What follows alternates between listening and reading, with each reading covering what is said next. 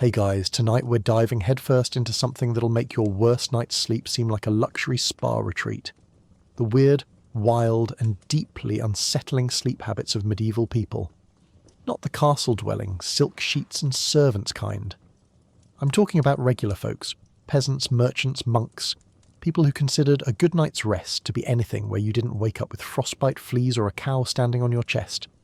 So before you get comfortable, take a moment to like the video and subscribe, but only if you genuinely enjoy what I do here. Drop a comment telling me where you're tuning in from and what ungodly hour it is. Somehow it's always 3 a.m. for half of you. Now, dim the lights, maybe turn on a fan for that soft background hum, and let's ease into tonight's journey together. But first, let's ask ourselves some questions. Have you ever wondered what medieval people actually did when they couldn't sleep? Did they count sheep? Or was that too meta since the sheep were literally in the room with them? How did anyone get rest when privacy didn't exist and your entire family plus livestock shared one room? What did they do when someone snored loud enough to wake the dead? Or worse, woke the baby, the dog, and the neighbour's goat? Did they have nightmares about taxes and the plague, or did they dream peacefully of turnips? And when exactly did people decide that sleeping through the entire night was even a thing? Well, congratulations. You've just woken up in the year 1387. The Black Death has come and gone a few times. The 100 Years' War is still going strong. And you, my friend, are about to experience what passes for bedtime in the Middle Ages. Spoiler alert, it involves straw, smoke, and a shocking amount of communal body heat. Sweet dreams. Let's start with the basics, where you sleep. And I'm using the word bed very loosely here, because what you're lying on is less furniture and more agricultural byproduct with aspirations. Your mattress is a burlap sack stuffed with straw, hay, or dried reeds. Basically whatever was lying around the barn that didn't look too suspicious. It's lumpy, it crackles every time you move, and if you're lucky, it hasn't started composting yet. The straw inside your mattress isn't fresh. It's been in there for months, maybe longer. Nobody's changing it out weekly like you change your sheets. In fact, the concept of changing your sheets doesn't really exist because you don't have sheets. You have a sack that's slowly breaking down, becoming an ecosystem unto itself.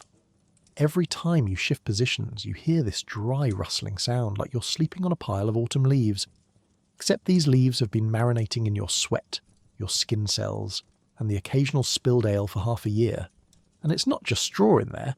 Depending on how desperate or creative you were when you stuffed this thing, there might also be dried moss, old rushes from the floor, or even wood shavings if you happen to live near a carpenter. The goal was simple. Find something softer than sleeping directly on packed dirt or wooden planks. The bar was low, very low. If it cushioned you even slightly and didn't immediately stab you, it qualified as bedding material. Now, about those wooden planks. If you were lucky enough to have an actual bed frame, and most peasants weren't, it was a simple wooden platform, maybe raised a foot or two off the ground. The elevation was important. It kept you away from the coldest air pooling at floor level and gave you a fighting chance against any mice, rats, or particularly ambitious insects that patrolled the ground at night. But these frames weren't IKEA creations with Allen wrenches and helpful diagrams. They were rough-hewn planks, sometimes just a few boards balanced on stones or stumps. They creaked, they wobbled, and if you rolled over too enthusiastically, there was a non-zero chance the whole thing would collapse, dumping you and your straw sack onto the floor in a deeply undignified heap. Most people didn't even have that luxury. Your bed was the floor. Just you, your straw mattress, and whatever layer of rushes or old hay had been scattered across the packed earth to provide some insulation. It wasn't comfortable, but comfort wasn't really the goal. The goal was survival. The goal was waking up with all your extremities still attached and not frozen solid. Let's talk about what's living in your mattress, because make no mistake, you're not sleeping alone. Your straw bed is a thriving metropolis of microscopic roommates. Fleas, first and foremost. Everyone had fleas. They lived in your clothes, your hair, your bedding, your furniture, if you could even call a wooden stump furniture. Fleas were just part of the deal. You'd wake up with bites, red and itchy, scattered across your body like a treasure map to nowhere good. People tried to combat them with herbs, lavender, pennyroyal, wormwood, tucked into the bedding or hung from the rafters. Did it work? sometimes a little, mostly no. Then there were the lice. Head lice, body lice. Probably lice you didn't even know existed. They nested in the fibres of your clothing and the straw of your mattress, coming out to feed on you while you slept. The only real solution was to manually pick them out, which was a family bonding activity. Nothing says medieval quality time like sitting by the fire, combing through each other's hair, crushing lice between your thumbnails while discussing whose turn it was to milk the goat. And bed bugs. Oh, the bed bugs. These little vampires were everywhere. They hid in the cracks of your bed frame, in the seams of your mattress, in the gaps between wall planks. At night, they'd crawl out and feast on you, leaving behind itchy welts and a sense of deep existential fatigue. There was no real way to get rid of them. You could try burning the bedding, but then you didn't have bedding. You could try drowning them, but good luck drying out a soaking wet straw mattress in a climate where it rained 9 months out of the year. Mostly, you just accepted that sleep came with a side of blood loss. But wait, there's more. Your mattress also housed mould, because straw, when exposed to moisture, and medieval houses were always damp, starts to break down and mildew. That musty, earthy smell, that wasn't rustic charm, that was decomposition. You were sleeping on a very slow compost heap, and if you were really unlucky, that decomposition process generated heat, which sounds great in winter until you realise it also means your bed is literally rotting beneath you. Some nights you'd feel something skitter across your leg, a mouse perhaps, or a beetle, maybe a spider. The wildlife of medieval homes didn't observe boundaries. If it could crawl, it could and would end up in your bed. The trick was not to flinch too hard because sudden movements might wake the baby, or worse, knock the whole wobbly bed frame off its supports. If you were a peasant, this was your reality. If you were slightly better off, a tradesman maybe, or a minor merchant, you might have a mattress stuffed with wool or feathers instead of straw. Luxury. These were less crunchy, slightly softer, and still absolutely teeming with bugs, but at least they didn't poke you quite as aggressively. Feather beds were the medieval equivalent of memory foam, a dream you'd heard about but probably never experienced unless you married well or inherited one from a wealthy relative who didn't have any other heirs. And then there were the nobles, the truly rich, who slept on mattresses so stuffed with down and feathers that they practically floated. Their beds had frames carved from oak, curtains made of heavy fabric to block drafts, and linens that were actually washed. Occasionally. They still had fleas, of course. Wealth couldn't buy you an escape from fleas, but at least their bites came with a side of embroidered pillowcases. For everyone else, sleep was less about rest and more about endurance. You'd lie down on your crackling straw sack, pull your scratchy wool blanket over yourself, and hope that tonight's crop of bites wouldn't be too bad. You'd adjust your position carefully, trying to avoid the lump that had formed on the left side or the sharp bit of straw poking through the fabric on the right. You'd listen to the symphony around you, the fire crackling in the hearth, your spouse snoring, a baby whimpering, the goat shifting in the corner, something small and unidentified rustling near your feet. And then, finally, exhaustion would win. You'd drift off, not because you were comfortable, but because you were too tired to stay awake. Your body would surrender to sleep, bites and all, because tomorrow you'd have to wake up and do it all over again. So the next time you climb into your clean, soft, pest-free bed with your memory foam mattress and your hypoallergenic pillows, take a moment to appreciate it. Because in the grand timeline of human sleep, you're living like royalty. Medieval royalty, at least. And your mattress isn't composting beneath you. Yet. In medieval times, there was no such thing as staying up late to finish one more episode. Your schedule was dictated entirely by the sun, and the sun was a strict boss. When it set, you went to bed. Not because you wanted to, but because candles were expensive, firewood was precious, and stumbling around in the dark was a great way to break your neck or step on a sleeping pig. Let's be clear about the lighting situation. You didn't have electricity, you didn't have LED bulbs or dimmer switches or those fancy smart lights that change colour when you ask them nicely. You had fire, that was it. Fire in the hearth, maybe a rushlights if you were feeling extravagant, or a tallow candle if you'd saved up for months and really needed to impress someone. But here's the thing, fire required fuel, and fuel cost money or effort, or both. Candles weren't something you just grabbed from the pantry. Beeswax candles, the good ones that burned clean and smelled pleasant, were for churches and wealthy households. You weren't getting those. You got tallow candles made from rendered animal fat, usually sheep or beef, that smoked, sputtered, smelled like you were slow-roasting garbage, and produced a flame about as bright as a modern birthday candle. One tallow candle might last you a few hours if you were careful, and it cost the equivalent of several days' wages. So you didn't just burn candles for fun. You burned them when you absolutely had to see something, and then you blew them out the second the task was done. Rushlights were the budget option. These were dried rushes, the same plants that might be stuffed in your mattress or scattered on your floor, that had been soaked in animal fat and then dried. You'd light one end and it would burn slowly, giving off a weak, flickering light that was better than nothing, but not by much.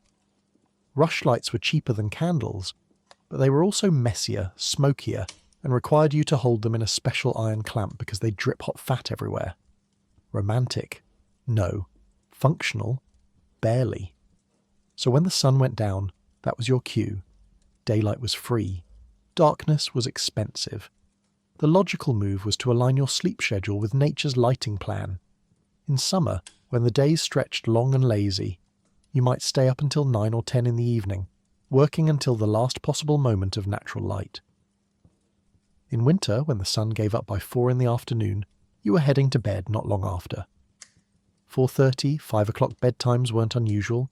You'd eat your meagre dinner, bank the fire, and settle in for a nice long 14-hour stretch of darkness. Now this doesn't mean you immediately fell asleep at sunset. You couldn't. Your body wasn't programmed that way, and neither was anyone else's. So you'd lie there in the dark, listening to the sounds of your household settling in. Your spouse might whisper something to you. Gossip from the market, worries about the crop, complaints about the neighbours' chickens. The children would squirm and fidget, trying to get comfortable on their section of the communal sleeping area. Someone would cough. Someone else would scratch at flea bites. The goat would let out a long, judgmental sigh from its corner, as if to say, "Another day of this nonsense," and you'd just wait. Wait for your body to finally get tired enough to sleep. There was no scrolling through your phone, no reading a book by lamplight, no watching television. You lay in the dark and you thought, or you prayed, or you listened to your stomach rumble and hoped breakfast would be more than watery porridge and disappointment. Some families told stories to pass the time. Folk tales, legends, local gossip elevated to mythic proportions. Remember when old Thomas swore he saw a fairy in the woods? Remember when the baker's wife ran off with the miller? These stories got embellished with each retelling, growing more dramatic in the darkness, filling the void where Netflix would one day reign supreme. Others used the time for, shall we say, marital relations. Privacy didn't exist, but darkness provided a thin veil of discretion. As long as you were quiet and quick about it, you could theoretically maintain the illusion that the children sleeping 3 feet away had no idea what was happening. Spoiler, they knew. Everyone knew. Walls were thin, rooms were shared, and medieval people weren't exactly masters of subtlety. But mostly, you just tried to sleep. Because what else were you going to do? Get up and wander around in the pitch black? Not unless you had a death wish. Medieval homes were obstacle courses even in daylight. In the dark, they were downright deadly. You had uneven floors, low ceiling beams, open hearths with live embers, tools left lying around, random buckets, wandering livestock, and absolutely no ambient light to guide you. One wrong step and you'd trip over the milk pail, crash into the spinning wheel, or accidentally kick the dog, who would then bark and wake everyone up, and now the baby's crying, and your spouse is glaring at you through the darkness with the fury of 1,000 suns. Going outside at night was even worse. No streetlights, no porch lights, no helpful glow from neighbouring houses. Just darkness. Deep, profound, absolute darkness. And in that darkness lived very real dangers. Wild animals, bandits, ditches you could fall into, and if you believed the local rumours, ghosts, demons, and fairies who'd lead you astray and leave you wandering in circles until dawn. So no, you didn't go for midnight strolls, you stayed put. The wealthy had it slightly easier, but only slightly. If you were a noble or a rich merchant, you might have servants whose job was to tend the fires and keep a few candles burning through the evening. You might have glass windows, rare and expensive, that let in moonlight. You might even have a proper bedroom, separate from the main hall, with a door that closed. Luxury. But even the rich understood that burning through candles and firewood all night was wasteful and unnecessary. So they too went to bed relatively early. Maybe not at sunset, but certainly not at midnight. Monks and clergy had their own weird relationship with nighttime. Monasteries rang bells at all hours for prayer services, compline at dusk, matins in the middle of the night, lauds at dawn. Monks were expected to wake up, pray, and then go back to sleep, over and over, all night long. It was essentially mandated sleep deprivation in the name of God. But at least they had candles. The church always had candles. For everyone else, bedtime wasn't a choice. It was an inevitability. When the sun clocked out, so did you. There was no fighting it, no, just 5 more minutes, no convincing yourself you'd be fine on 4 hours of sleep. The darkness was absolute. The alternatives were dangerous or expensive, and your body, exhausted from a full day of manual labour, was more than ready to shut down. So you'd settle into your crackling straw mattress, pull your scratchy blanket up to your chin, and close your eyes. Around you, the house would slowly quiet. The fire would dim to embers. The animals would stop shuffling. Your family's breathing would even out into the steady rhythm of sleep. And outside, the world would fall into a stillness so complete, so total, that it felt almost sacred. The sun had set. Your workday was over. And whether you were ready or not, whether you were tired or restless, whether you'd resolved all your worries or not, it was time to sleep. Because in a few hours the rooster would crow, the sun would rise, and the whole exhausting cycle would begin again. So really, going to bed at sunset wasn't just practical, it was survival. Because the only thing worse than sleeping for 14 hours on a lumpy straw sack surrounded by fleas was trying to do a full day of medieval labour on insufficient rest. And trust me, you needed every minute of that sleep, even if half of it was spent scratching. Imagine trying to fall asleep in a room with your spouse, your kids, your parents, possibly your in-laws, and, oh yeah, several animals. Welcome to medieval bedroom life, where personal space was a concept that wouldn't be invented for another 600 years. Everyone slept in the same room because, frankly, there was only one room. Your typical medieval peasant home was what real estate agents today would call cosy, and what everyone else would call a shed with delusions of grandeur. One room, maybe 15 by 20 feet if you were doing well. In that single space you cooked, ate, worked, lived, gave birth, died, and yes, slept. All of it. There were no separate bedrooms, no master suite with an ensuite bathroom, no kids' room down the hall. There was one room, and everyone was in it, all the time, doing everything. At night, this meant the room transformed into a sort of human Tetris situation. You had to figure out how to arrange multiple people and animals into a space barely large enough for a modern studio apartment. Strategic planning was essential. The elderly and the infirm got spots closest to the fire for warmth. Parents usually claimed the actual bed, if there was one. Children were stacked like cordwood wherever they fit, sometimes in a pile together, sometimes squeezed into corners, sometimes on makeshift pallets near the walls. And the animals? They just sort of found their spots and plopped down, completely unbothered by human sleeping arrangements. Let's talk about the sensory nightmare of communal sleeping. First there's the sound. You've got your father snoring like a medieval chainsaw, rattling the roof beams with each exhale. Your mother occasionally mumbling in her sleep about bread prices or the neighbour's suspicious behaviour. One of your siblings grinding their teeth. A horrifying sound that's somehow both high-pitched and deeply unsettling. The baby naturally choosing the exact moment you drift off to start fussing. The dog having a dream and kicking its legs, thumping against the floor. The cow chewing cud with wet, rhythmic squelching sounds. And somewhere in the darkness, someone passing gas with the confidence of a person who knows there's absolutely nothing anyone can do about it. Then there's the smell. Oh, the smell. You've got unwashed human bodies. Remember, bathing was rare and considered somewhat dangerous. Mixed with animal musk, smoke from the fire that never quite vented properly, damp wool, straw that's been composting for months, and whatever your family ate for dinner still lingering in the air. Throw in a chamber pot that hasn't been emptied since yesterday morning, and you've got yourself an olfactory experience that would make a modern person weep. But you don't notice anymore. You can't. If you noticed, you'd never sleep.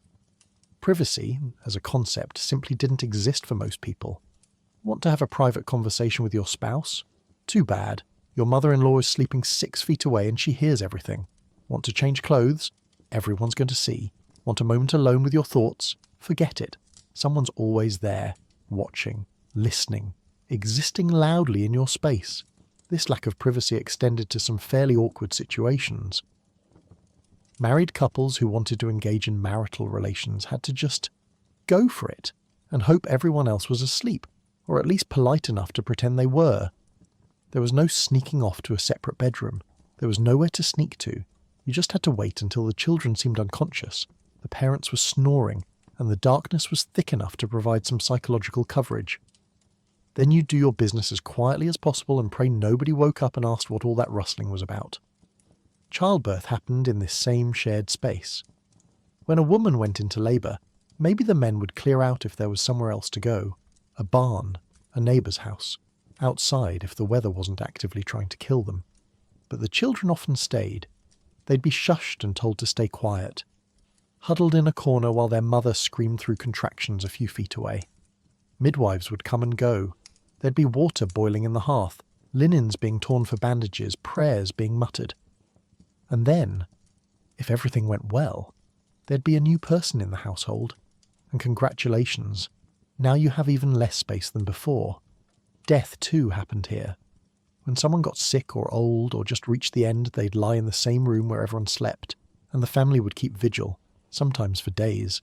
You'd go about your business, cooking, mending, trying to keep the children from being too loud, while your grandmother or uncle or sibling lay dying in the corner. When they finally passed, the body would be prepared right there, washed and wrapped, before being carried out for burial. And then life continued. You still had to sleep in that room, the same room, because where else would you go? Children grew up with zero concept of personal boundaries. From the moment they were born, they were surrounded by people constantly. They learned to sleep through noise, through movement, through chaos. They learned that bodies were just bodies, nothing shocking, nothing shameful, just the reality of being human.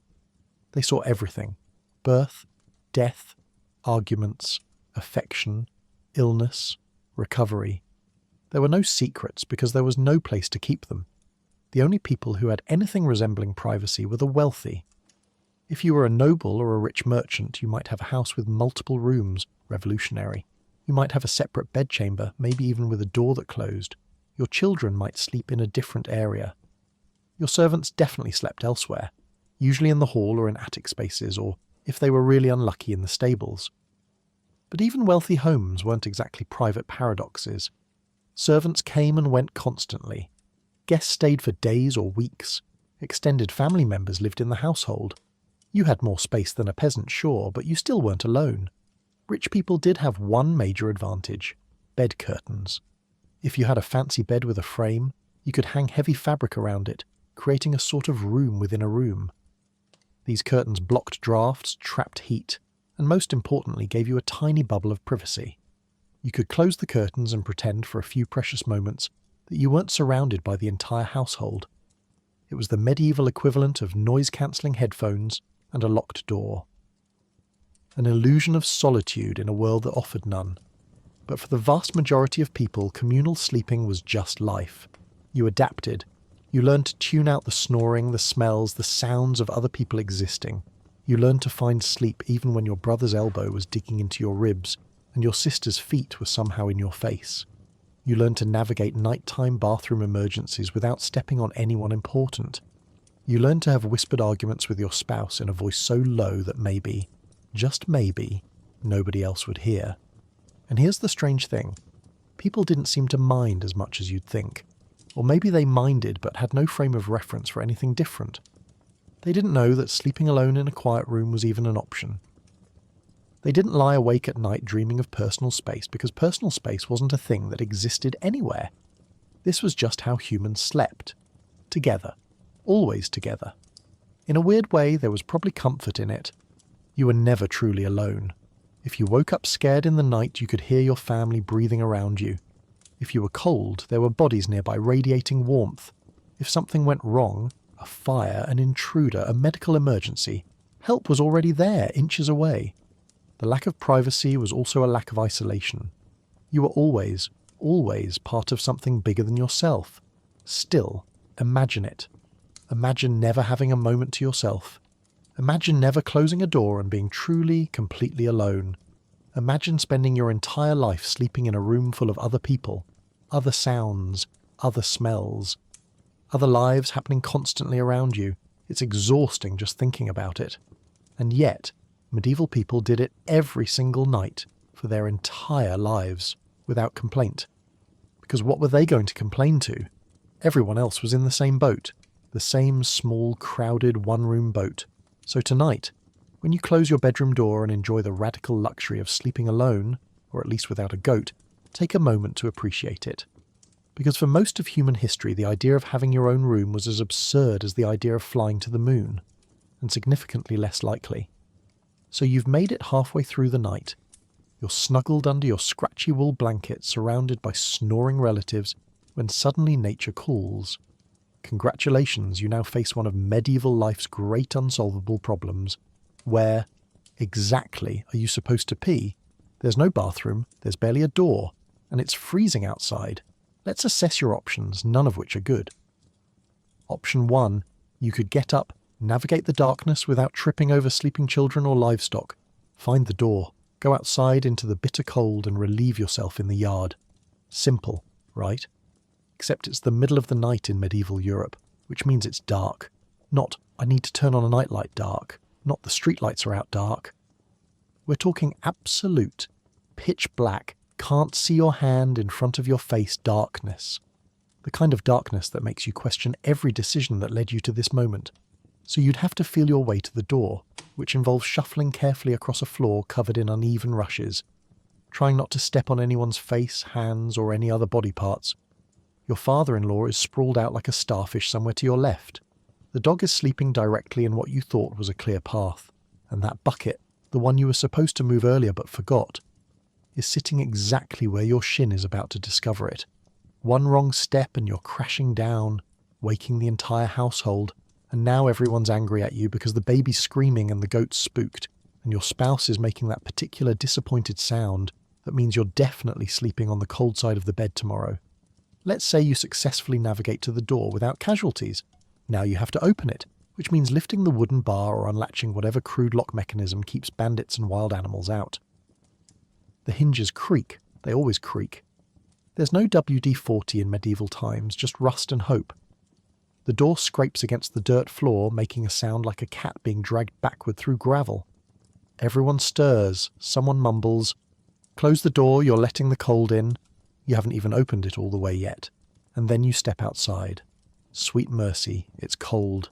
It's January in medieval Europe cold, which is a special kind of cold because you don't have a parka or insulated boots or even proper socks.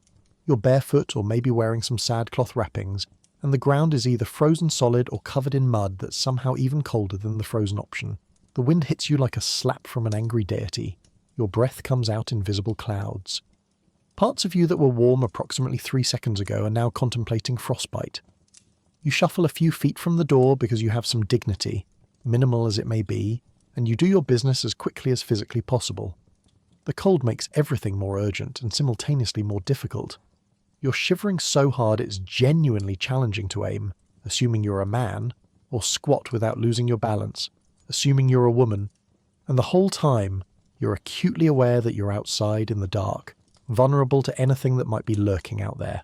Wolves, bandits, your neighbour's aggressive rooster that has beef with everyone. The local folklore says ghosts and demons roam at night. You don't necessarily believe that, but you don't not believe it either. And right now is not the time to test those theories. Finally done, you scurry back inside, fighting with the door again, trying to close it quietly, failing miserably. You navigate back to your sleeping spot, now even more awake than before, and attempt to warm yourself back up. Your feet are ice. Your nose is frozen, and you have to be up in a few hours to start your day. Congratulations, you've just experienced option 1. Option 2, the chamber pot. Ah yes, the medieval solution to indoor plumbing. Every household had at least one, a clay or wooden pot, usually kept in a corner or under a bed if you were fancy enough to have a bed with clearance underneath. The chamber pot was simple, practical, and deeply, profoundly disgusting. Here's how this works. You wake up needing to pee. You carefully extricate yourself from the tangle of blankets and family members, locate the chamber pot in the darkness, hopefully by memory and not by accidentally kicking it over, and you do your business right there, in the room, while everyone's sleeping around you. The sound is unavoidable. There's no flushing water to mask it. Just the unmistakable sound of a liquid hitting ceramic, echoing through the silent room like a grotesque announcement. Everyone hears it. Everyone knows what you're doing. Nobody says anything, but they know. And then there's the smell. Chamber pots weren't emptied in the middle of the night. They were emptied in the morning, which meant they accumulated throughout the night. By dawn, you had a pot containing the collected urine of an entire household, sitting in the corner, fermenting, developing character. The smell was memorable. It's not that medieval people didn't notice. They just didn't have any better options, so they lived with it. This was life. Life smelled like pee. You adapted. Some households had multiple chamber pots, one for adults, maybe a smaller one for children. If you were wealthy, your chamber pot might be decorated or have a lid. Look at you, Mr. Fancy, with your covered pea pot. The lid helped with the smell, marginally, and kept things from sloshing if someone bumped into it in the dark. But functionally, it was still just a pot you urinated in while your entire family tried to pretend they couldn't hear. Women had it marginally easier with chamber pots because they were already used to the squatting logistics. Men had to aim in complete darkness at a target they could barely see, which led to predictable accidents. Missing the chamber pot in the middle of the night meant you just peed on your own floor, and you wouldn't discover the full extent of the damage until morning when you stepped in it. Few things start your day worse than a cold puddle of your own midnight mistake. Children naturally made everything worse. Young kids couldn't be trusted to find the chamber pot in the dark. They'd either wet themselves where they slept, adding to the general dampness and aroma of the bedding situation, or they'd call out for help, waking everyone. "Mama, I need to pee!" And then Mama, exhausted, would have to get up, locate the child, locate the pot, help the child use it without spilling, and try to get everyone back to sleep. All of this multiple times a night if you had several young children. Medieval parents were running on fumes. There was also option 3, which nobody talked about, but everyone knew existed. You just held it. You woke up needing to go, assessed your options, decided they were all terrible, and just waited. Clenched everything and tried to fall back asleep, hoping you'd make it to morning. This worked sometimes. Other times it led to deeply uncomfortable hours of lying awake, bladder screaming, counting the minutes until dawn, when you could finally, legitimately get up and deal with it. And sometimes, especially if you were elderly, ill, or had drunk too much ale at dinner, holding it simply wasn't possible, and you ended up wetting the bed. Bedwetting wasn't just a childhood issue in medieval times, it was a reality for people of all ages. There was no shame quite like waking up as an adult in a shared sleeping space and realising you'd had an accident. The straw mattress would absorb it, obviously making everything worse, and then you'd have to deal with the smell, the dampness, and the knowing looks from your family for days afterward. The wealthy, naturally, had better options. If you lived in a castle or a large manor house, you might have a garderobe, essentially a tiny room with a hole in the floor that led to a shaft dropping waste down into the moat or a cesspit. It was a built-in toilet, sort of, assuming you were okay with the smell drifting back up the shaft and the occasional draft of cold air from below. But at least you had privacy and didn't have to empty anything manually. Servants dealt with the cesspit. That was their problem. Some wealthy bedrooms even had chamber pots made of pewter or, if you were royalty, silver. Imagine that. A silver chamber pot. Because nothing says, "I've made it," quite like urinating into precious metals. These fancy pots were still emptied by servants, of course, usually in the morning, and usually unceremoniously dumped out a window into the street below. Hence the old practice of shouting, "Gardez l'eau," watch out for the water, before tossing waste from upper floors. It wasn't water, obviously, but euphemisms helped everyone feel slightly better about urban sanitation practices. But for the average medieval person, the midnight bathroom dilemma was just another test of endurance. You either braved the cold and dark and dangers of going outside, subjected yourself and your family to the indignity of the chamber pot concert, or you held it and suffered in silence. There were no good choices, just varying degrees of misery. So the next time you wake up at 3 a.m, needing to pee, and you pad groggily to your modern bathroom with its light switch, running water, actual toilet and privacy, take a moment, a brief, grateful moment. Because somewhere in history, your ancestors made that same midnight journey with nothing but darkness, a questionable pot, and the distant howling of wolves to keep them company. And they survived. Barely. One uncomfortable night at a time. Here's something wild. Medieval people didn't sleep through the night the way we do. They practiced what historians call segmented sleep, or first and second sleep. You'd go to bed a few hours after sunset, sleep for about 4 hours, then wake up for an hour or two in the middle of the night before going back to sleep until dawn.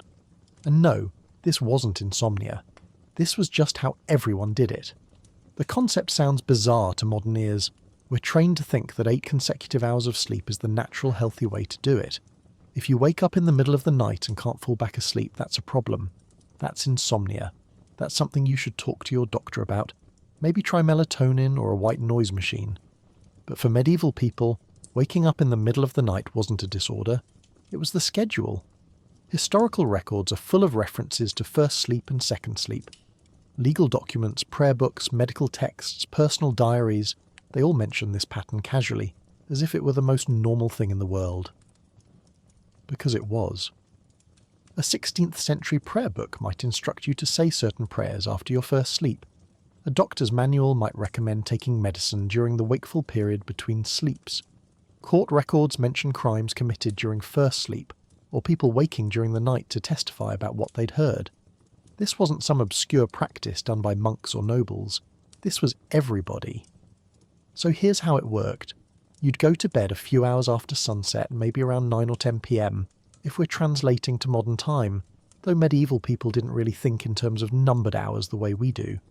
You'd settle into your straw mattress, arrange your family and livestock around you, and drift off into your first sleep. This was a deep, solid sleep, the kind where your body recovered from the day's labour, your muscles relaxed and your brain processed all the day's turnip-related stress. Around midnight or 1 a.m, you'd wake up, naturally. Not because something disturbed you, but because your body was just done with first sleep. And you'd lie there, awake, for an hour or two, maybe longer. This wasn't tossing and turning, anxiety-ridden wakefulness. It was calm, peaceful, wakeful rest. People described it as a gentle, contemplative time. A break in the night when the world was quiet and your mind was relaxed but alert. Then, after an hour or two, you'd feel drowsy again. You'd slip back into your second sleep, which would carry you through until dawn when the rooster started screaming, and it was time to begin another day of medieval survival. The whole cycle added up to roughly 8 or 9 hours of total sleep, just split into 2 chunks with a break in the middle. Now you might be wondering, why? Why would human sleep naturally work this way? Well, historians and sleep scientists have some theories. Before artificial lighting, humans were governed entirely by natural light cycles. The long dark nights, especially in winter when darkness could last 14 or 15 hours, were too long to sleep through in one stretch. Our bodies naturally wanted to break it up. The wakeful period in the middle might have served some evolutionary purpose. It was a time to check for danger, tend to the fire, listen for predators or intruders, a built-in security system. But medieval people didn't think of it in evolutionary terms. They just knew this was how sleep worked. You had your first sleep, your watch, the period of wakefulness, and your second sleep. Simple. Everyone from peasants to kings followed this pattern. It was so ingrained in daily life that people planned around it. They knew certain activities were best done during the watch. They saved certain conversations for that quiet, middle-of-the-night window. It was a natural part of the rhythm of life. The watch period wasn't wasted time either. People were surprisingly productive during those 1 or 2 hours of darkness. Some used it for prayer. In fact, many religious texts specifically recommended nighttime prayers during the watch. It was considered a spiritually powerful time. The world was asleep. The veil between the earthly and divine was thin, and your prayers had a better chance of being heard. People would lie in their beds, eyes open in the darkness. whispering prayers, or simply meditating on their relationship with God. Others used the time for more practical matters. You might get up and check on the fire, adding a log if it had burned too low. You might check on a sick child or elderly parent, making sure they were warm enough. Some people used the watch to visit the chamber pot. This was actually the optimal time to do it, since you were already awake and it was part of the expected routine. Much better than disrupting your sleep with an urgent midnight dash. And then there were the more intimate activities. Many historians believe the watch was prime time for marital relations. Think about it. During the day, you were exhausted from labour. In the early evening, you fell into your first sleep almost immediately, too tired to do anything else. But during the watch, you were rested from your first sleep, awake, relaxed. And you had an hour or two of darkness before the second sleep. Privacy was still an issue, obviously, but at least everyone else was asleep, or pretending to be. Medieval couples took advantage of this window. Birth records even show a slight uptick in conceptions that correlate with this nighttime pattern. People also used the watch for reflection and planning. You'd lie there in the quiet darkness, thinking about your day, your problems, your hopes. What needed to be done tomorrow? How were you going to afford the tax payment? Was your daughter ready to be married off? Did the neighbour really steal your chicken, or did the fox get it? These were the thoughts that filled the watch. It was medieval therapy, essentially. A built-in time for mental processing and emotional regulation. Some people even got up and did light chores. There are records of women spinning wool or mending clothes by firelight during the watch. Not heavy labour, but quiet, meditative tasks that could be done in low light. Men might sharpen tools or work on small repairs. It wasn't about productivity so much as having something to do with your hands while your mind wandered. Socialising happened during the watch too. Couples would talk, actually talk, not just exchange exhausted grunts about whose turn it was to feed the chickens. They'd have real conversations whispered in the darkness. They'd gossip, make plans, share fears and dreams. Neighbours sometimes visited each other during the watch, especially in summer when the weather was mild. You'd see a dim light from a nearby house and think, oh, they're in their watch too, and maybe wander over for a chat. It was like a medieval version of a group chat, except you had to physically walk through the dark to participate. The watch was also considered a creative time. Many medieval writers and scholars mentioned getting their best ideas during the nighttime wakefulness. The mind, rested from first sleep but not yet drowsy from second sleep, was sharp and clear. Ideas flowed. Problems that seemed insurmountable during the day suddenly had solutions. It was the medieval version of I'll sleep on it, except you were only sleeping part way before your brain kicked back into gear. Children naturally didn't always follow this pattern perfectly. Young kids would sometimes sleep straight through both cycles, which parents appreciated. Other times they'd wake during the watch and need attention, which parents decidedly did not appreciate. Teenagers, even in medieval times, tended to push their first sleep later and their second sleep even later, much to their parents' frustration. Some things never change. The wealthy experienced segmented sleep with slightly more comfort. They had better beds, warmer rooms, perhaps a servant to tend the fire during the watch. Some nobles used the watch time to read, if they could read, by candlelight. Others prayed in private chapels, but the pattern was the same. First sleep, watch, second sleep. Even kings did it. Monks had their own version, though theirs was more regimented. Monasteries rang bells for matins, the midnight prayer service, right in the middle of the natural watch period. The monks would wake from their first sleep, shuffle to the chapel, sing prayers and psalms for an hour or so, then return to their cells for second sleep. It was segmented sleep on a divine schedule, and the monks probably felt quite smug about the fact that they were already awake when the bells rang while lay people had to drag themselves out of bed. But here's the fascinating part. This sleep pattern persisted for centuries, maybe millennia, and then it just vanished. By the late 1600s and early 1700s, as artificial lighting became more common and affordable, people started staying up later. They pushed their bedtime back, which compressed the sleep schedule. Instead of going to bed at 9 p.m. and waking at 6 a.m. with a break in the middle, people went to bed at midnight and slept straight through until morning. The watch disappeared. The references to first and second sleep stopped appearing in texts. Within a few generations, the entire pattern was forgotten. Today, most people have never heard of segmented sleep. We think of it as the natural, only way humans have ever slept. We're told that waking up in the middle of the night is a problem to be solved. But for most of human history, it wasn't a problem. It was a feature, not a bug. An opportunity for rest, reflection, prayer, intimacy, and contemplation built right into the night.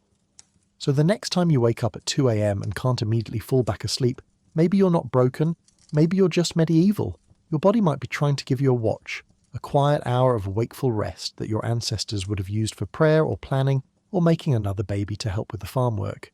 Of course, you're probably going to panic about not sleeping, check your phone, doom scroll for 45 minutes, and then feel terrible in the morning. But hey, at least now you know there's a historical precedent.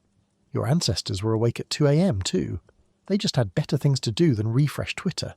So if everyone woke up in the middle of the night, what did they do during that hour of darkness? Well, it turns out medieval people were surprisingly productive. Some prayed, some had sex, some got up and did chores. Others just lay there in the dark thinking deeply about turnips or whether their neighbour was a witch. Let's start with prayer, because in medieval Europe, everything started with prayer. The watch period was considered spiritually significant, a time when the world was hushed, when the boundary between the earthly realm and the divine felt thinner. Religious texts specifically recommended nighttime prayers during this wakeful period. You'd lie in your bed, eyes open in the pitch darkness, and whisper your devotions. Our Father, Hail Mary, prayers for the souls of dead relatives, prayers for protection against demons who were definitely lurking in the shadows. Some people kept track of their prayers using their fingers, counting off repetitions since rosary beads were expensive and you couldn't see them in the dark anyway. For the truly devout, the watch was prime spiritual real estate.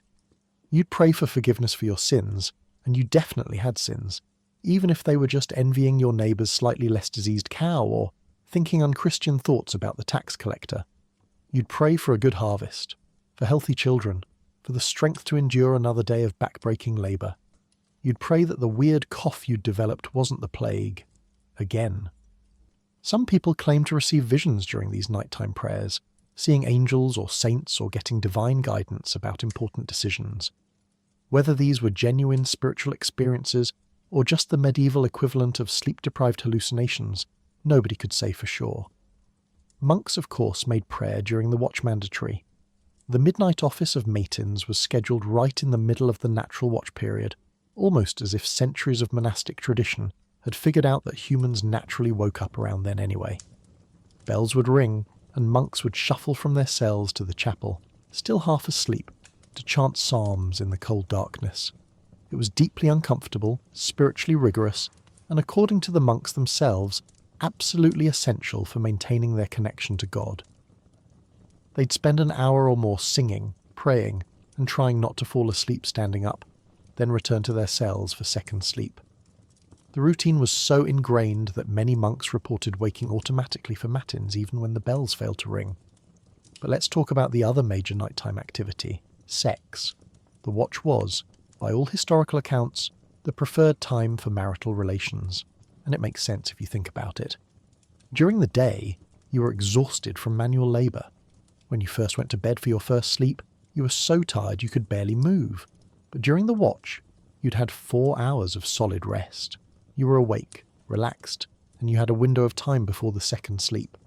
Plus, everyone else was theoretically asleep, which was as close to privacy as you were going to get in a one-room house full of family members. Medieval church officials had very specific rules about when married couples could and couldn't have sex. No sex during Lent, no sex on holy days, no sex on Fridays, Saturdays or Sundays, no sex during menstruation, no sex during pregnancy, no sex while breastfeeding. Basically, the church tried to limit sex to approximately 3 Tuesdays per year, but the watch period, that fell into a grey area. It was nighttime, it was quiet, it was between sleeps. It wasn't exactly encouraged, but it wasn't explicitly forbidden either, so couples took their chances. Historical records, including somewhat awkward medical texts and confessional guides for priests, confirm that the watch was baby-making time. Birth records show patterns consistent with conception happening during nighttime hours. Medieval people weren't stupid. They knew when they had the energy, the opportunity, and the minimal amount of privacy necessary to keep the population going. The watch provided all three. Then there were the practical activities. Some people used the watch to check on things. You'd get up, carefully so as not to wake everyone, and peek at the fire. Was it still burning? Did it need another log? In winter, letting the fire die completely was a disaster. It meant fumbling with flint and steel in the freezing dark, trying to coax a spark while your fingers went numb. Much better to add a log during the watch and ensure the fire lasted until morning. You'd also check on vulnerable family members. Was the baby still breathing? Was grandmother warm enough? Were the animals settled, or was something disturbing them outside? Women sometimes used the watch for light handwork. Spinning wool was a popular choice, the kind of task you could do in low light by feel alone. Your fingers knew the motions. You'd sit near the dying embers of the fire, the spindle turning in your hands, and let your mind wander while your body worked. It was meditative, productive, and it meant you'd have a bit more thread to weave later. Some women did mending, feeling along seams for tears and stitching them closed by firelight or memory. It wasn't about productivity so much as having something to do with your hands during the quiet hours. Men might sharpen tools during the watch, running a whetstone along a blade with the steady, rhythmic scraping that filled the silence. Or they'd work on small repairs, fixing a broken handle, carving a new wooden spoon, adjusting a hinge that had been squeaking for weeks. These weren't urgent tasks, but the watch was perfect for them. Quiet, contemplative work that didn't require much light or concentration. But honestly, a lot of people just lay there and thought. The watch was prime overthinking time. You'd lie in your straw bed, staring into the darkness, and let your mind wander through every possible worry, plan, and random observation. Did the Lord Steward give you a weird look at the market? Was it significant? Was someone plotting against you? Should you have paid more for that cheese, or did you get a good deal? Why did your neighbour's rooster start crowing an hour earlier than usual this week? Was it an omen? Should you consult the priest about possible witchcraft, or would that make you look paranoid? Medieval people thought a lot about their neighbours during the watch.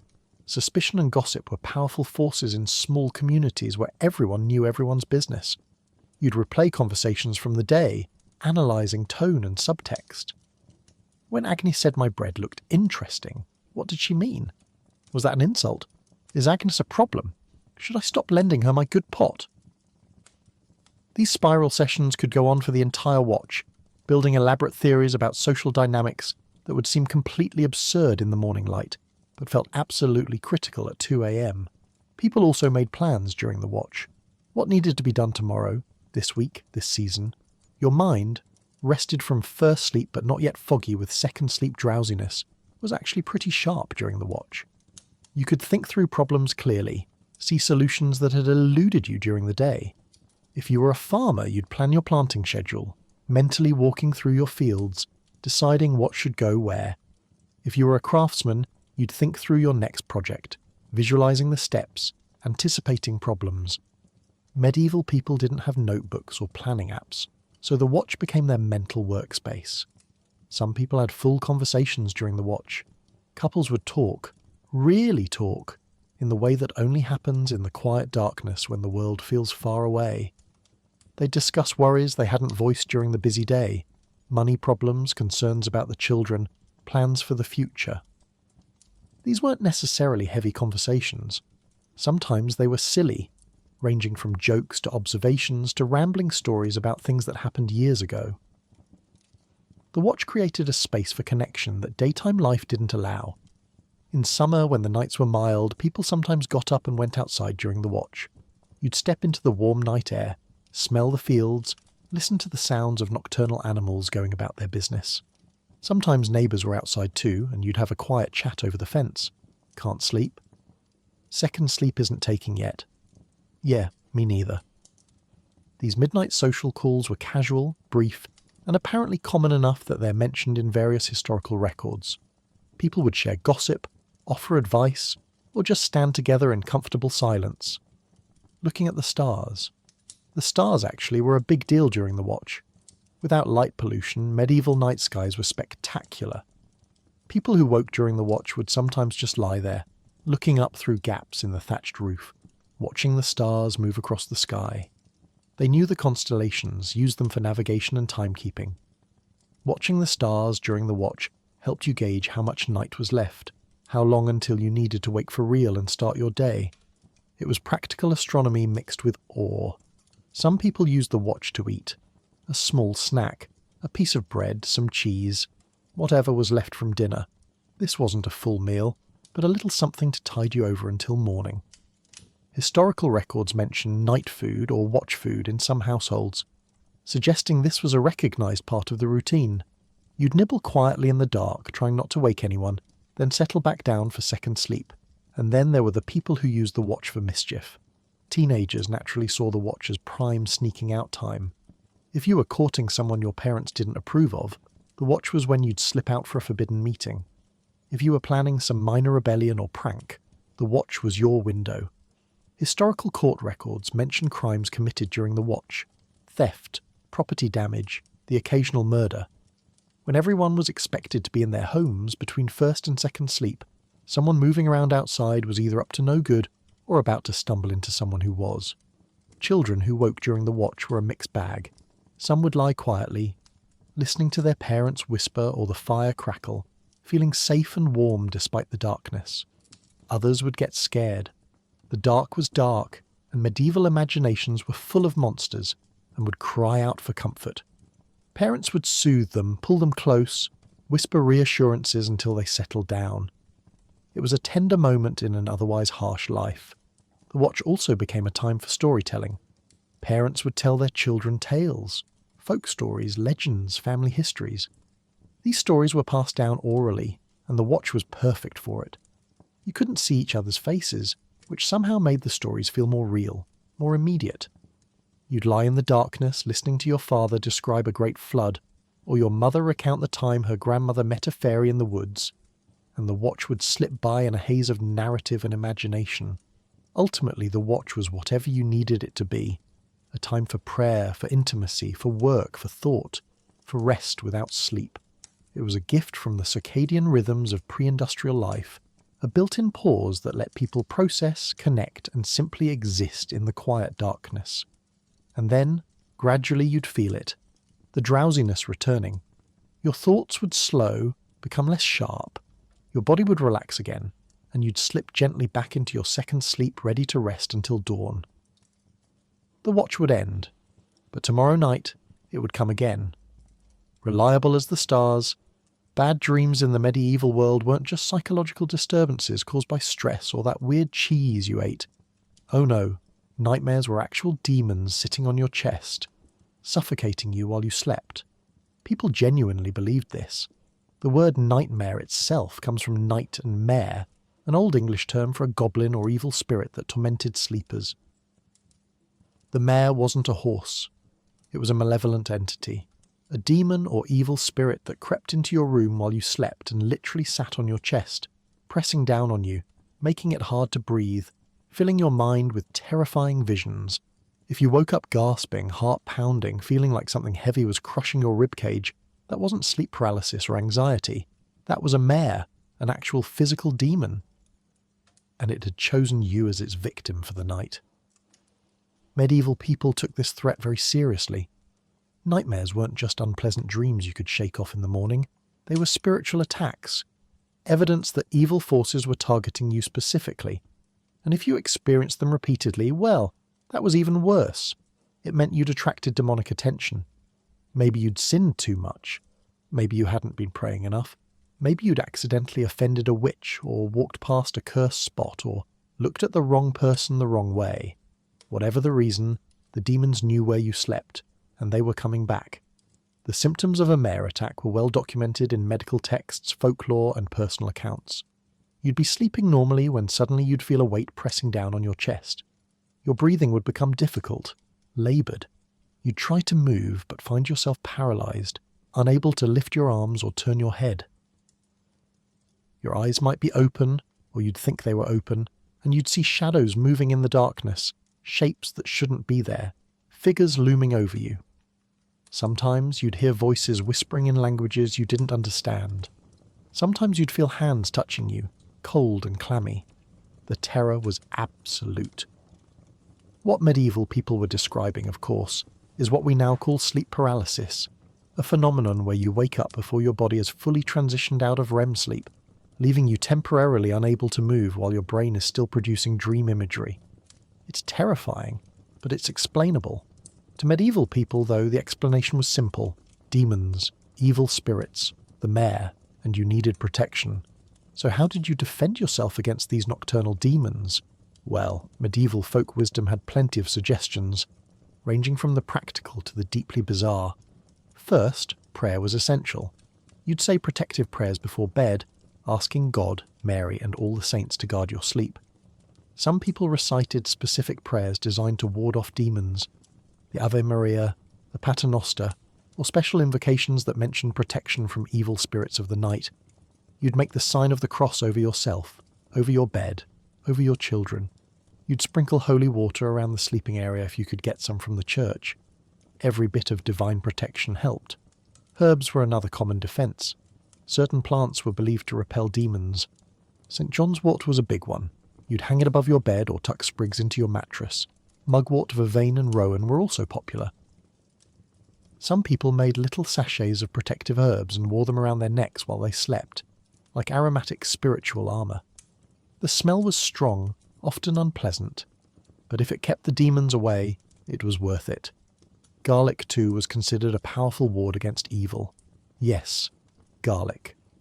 Centuries before vampire lore made it famous, garlic was already being used to keep nighttime evil at bay. Some people placed iron objects near their beds. Iron was believed to repel fairies and demons. They couldn't stand the touch of it. A knife under the pillow, an iron nail in the bedpost, horseshoes hung on the wall. These weren't just superstitions people half believed. These were serious protective measures taken by people who genuinely feared for their spiritual and physical safety during the night. Religious objects were crucial. Crucifixes, obviously. You'd have one on the wall, visible even in the darkness. Small relics, fragments of saints' bones, pieces of cloth that had touched holy items, were treasured possessions, kept close during sleep. Wealthy people might own elaborate reliquaries. Poor people might have a tiny chip of wood allegedly from the true cross, wrapped in cloth and worn around the neck. Whether these relics were authentic was beside the point. Faith in their protective power was what mattered.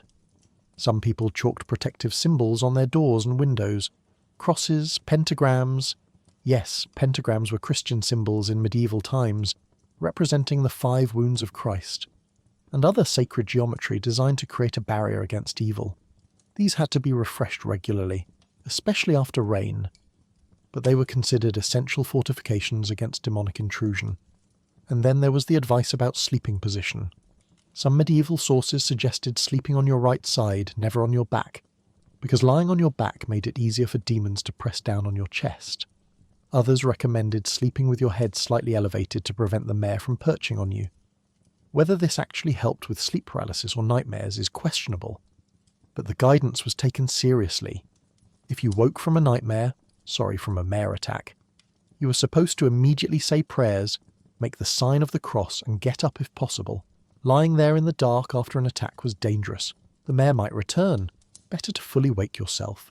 Maybe rekindle the fire, pray some more, and wait until you felt safe enough to attempt second sleep. Some people would wake their spouses or family members, not just for comfort, but because there was safety in witnesses. If others were awake and praying with you, the demons had less power. Children who suffered from nightmares were especially concerning to medieval parents. A child plagued by bad dreams was a child under spiritual attack, which suggested either that the child had somehow attracted evil, or that the household itself had been cursed. Parents would take children to priests for blessings, would increase prayers before bedtime, would hang more protective herbs and relics around the sleeping area. Some parents slept with their nightmare-prone children, holding them close, believing that their presence and prayers would shield the child from demonic assault. The church had official positions on nightmares, naturally. Some theologians believed they were demonic attacks. Others thought they might be messages from God, warnings, prophecies, or tests of faith. Still others suggested that nightmares could be caused by bodily imbalances, the 4 humours getting out of whack, creating conditions that made the mind vulnerable to evil influences. The line between physical and spiritual causes was blurry. A nightmare might start with indigestion, but end with demons taking advantage of your weakened state. Interestingly, not all nighttime visitations were considered evil. If you woke from a disturbing dream but felt strangely uplifted or received what seemed like a message, that might be an angel or a saint visiting you. The key was discernment. Did the dream leave you feeling terrified and corrupted? Demon. Did it leave you feeling awed and called to some higher purpose? Possibly divine. Medieval people spent a lot of time analysing their dreams, trying to determine which spiritual team had sent them. Some communities had local experts in dealing with nightmares, usually older women who knew folk remedies and charms. These wise women weren't officially sanctioned by the church, but people went to them anyway because they got results, or at least provided comfort. They'd prepare special potions to drink before bed, create amulets inscribed with protective words, or perform rituals to cleanse a house of evil influences. Of course, this was dangerous work. If the church caught wind of it, these women could be accused of witchcraft themselves. The line between helpful folk magic and demonic heresy was razor thin, and it shifted depending on who was asking. People who experienced repeated nightmares were sometimes suspected of being witches themselves or of being in league with demons. After all, if demons visited you every night, maybe you'd invited them. Maybe you'd made a pact. This suspicion could ruin lives. In tight-knit medieval communities, being known as someone who attracted demons could lead to social isolation, accusations, and in extreme cases, violence. So many people who suffered from chronic nightmares simply didn't talk about it, bearing their nocturnal terrors in secret, rather than risk being labelled as spiritually compromised. The wealthy, as always, had more options. They could afford better protective measures, blessed relics from Rome, expensive incense, private chaplains who'd come and bless their bedchambers. Some nobles had entire rooms dedicated to prayer that they'd visit during the watch if they'd been troubled by nightmares during first sleep. They could consult educated priests and physicians who might offer more sophisticated remedies, though these still ultimately came down to prayer, herbal concoctions, and avoiding behaviours that might attract demons. Monks dealt with nightmares as part of their spiritual warfare. Demonic attacks were expected when you dedicated your life to God. The devil didn't like it and would send his minions to torment you. Monasteries had protocols for this. If a monk woke screaming from a nightmare, his brothers would pray over him, sprinkle holy water, perhaps perform a minor exorcism. It was seen as a badge of honour in a way, proof that you were doing something right if demons were bothering to attack you. Though that logic probably didn't make the nightmares any less terrifying. Some medieval artwork depicts the mare quite literally. Paintings and woodcuts show small demon figures crouched on the chests of sleeping people, their faces twisted in malice, their claws digging into flesh. These weren't metaphorical images, they were meant to be instructional. This is what's happening to you when you have a nightmare. This is the enemy. Know what you're facing. There were also folk tales about people who'd successfully fought off the mare, stories of brave individuals who managed to wake fully during an attack, grabbed the demon, and forced it to promise never to return, or people who'd used iron knives to stab at the invisible weight on their chest and heard demonic shrieks as the creature fled. These stories served as encouragement. You weren't helpless. With faith, courage, and the right tools, you could defend yourself. But for most people, nightmares remained one of the many terrors of medieval life.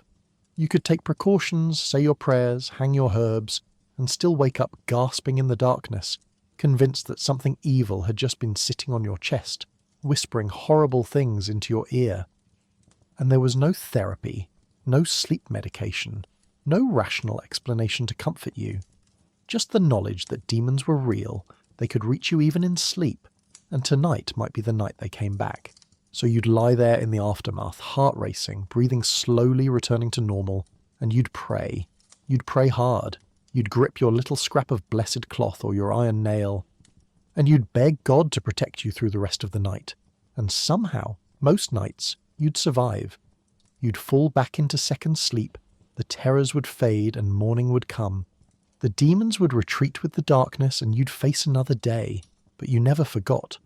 The mare knew where you slept, and it would be back, eventually, inevitably, in the darkness. If you were a peasant, You didn't have a pillow. You had your arm, a rolled-up cloak, or if you were feeling fancy, a small sack stuffed with whatever was softer than a rock. Feather pillows existed, sure, but they were for rich people. You know, the kind of people who didn't have to share their bedroom with a goat. Let's start with the most common medieval pillow, your arm. You'd lie on your side, bend your arm at the elbow, and rest your head on your bicep or forearm. This was free, always available, and required zero maintenance. It was also deeply uncomfortable. Your arm would go numb within about 20 minutes. You'd wake up during the watch with pins and needles shooting through your hand, flexing your fingers trying to get blood flow back, wondering if you'd permanently damaged something. Then you'd switch to the other arm for second sleep and repeat the whole process.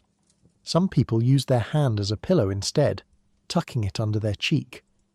This was slightly better because your hand was smaller and created less pressure, but it also meant your fingers were constantly near your face, and given medieval hygiene standards, that wasn't ideal.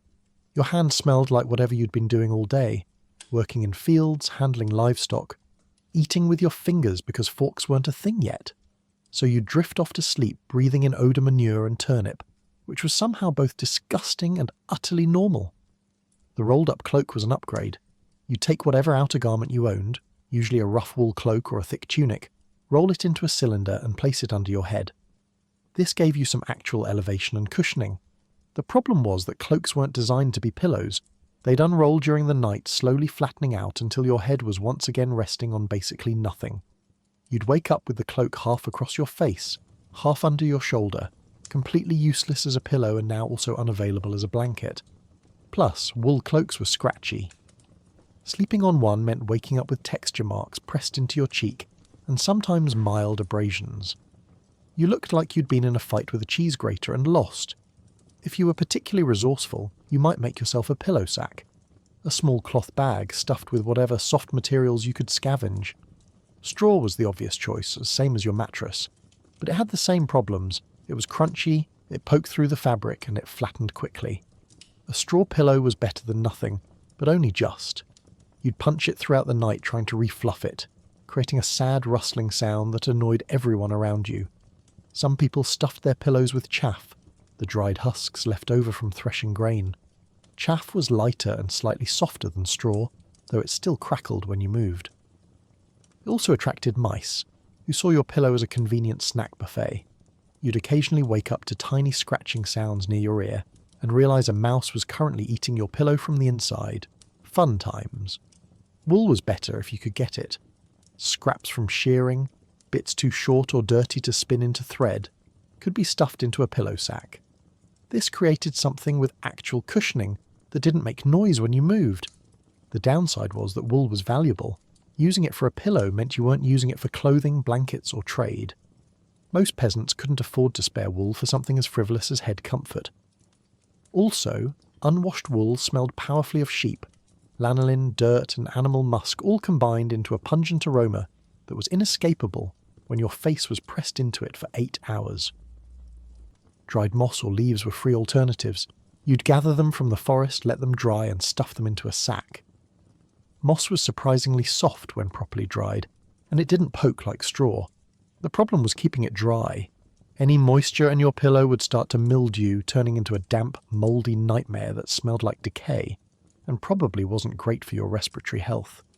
Leaves crumbled over time, turning into dusty fragments that would leak out of any tiny hole in the fabric, leaving you with an increasingly flat pillow and a mysterious layer of leaf powder all over your sleeping area.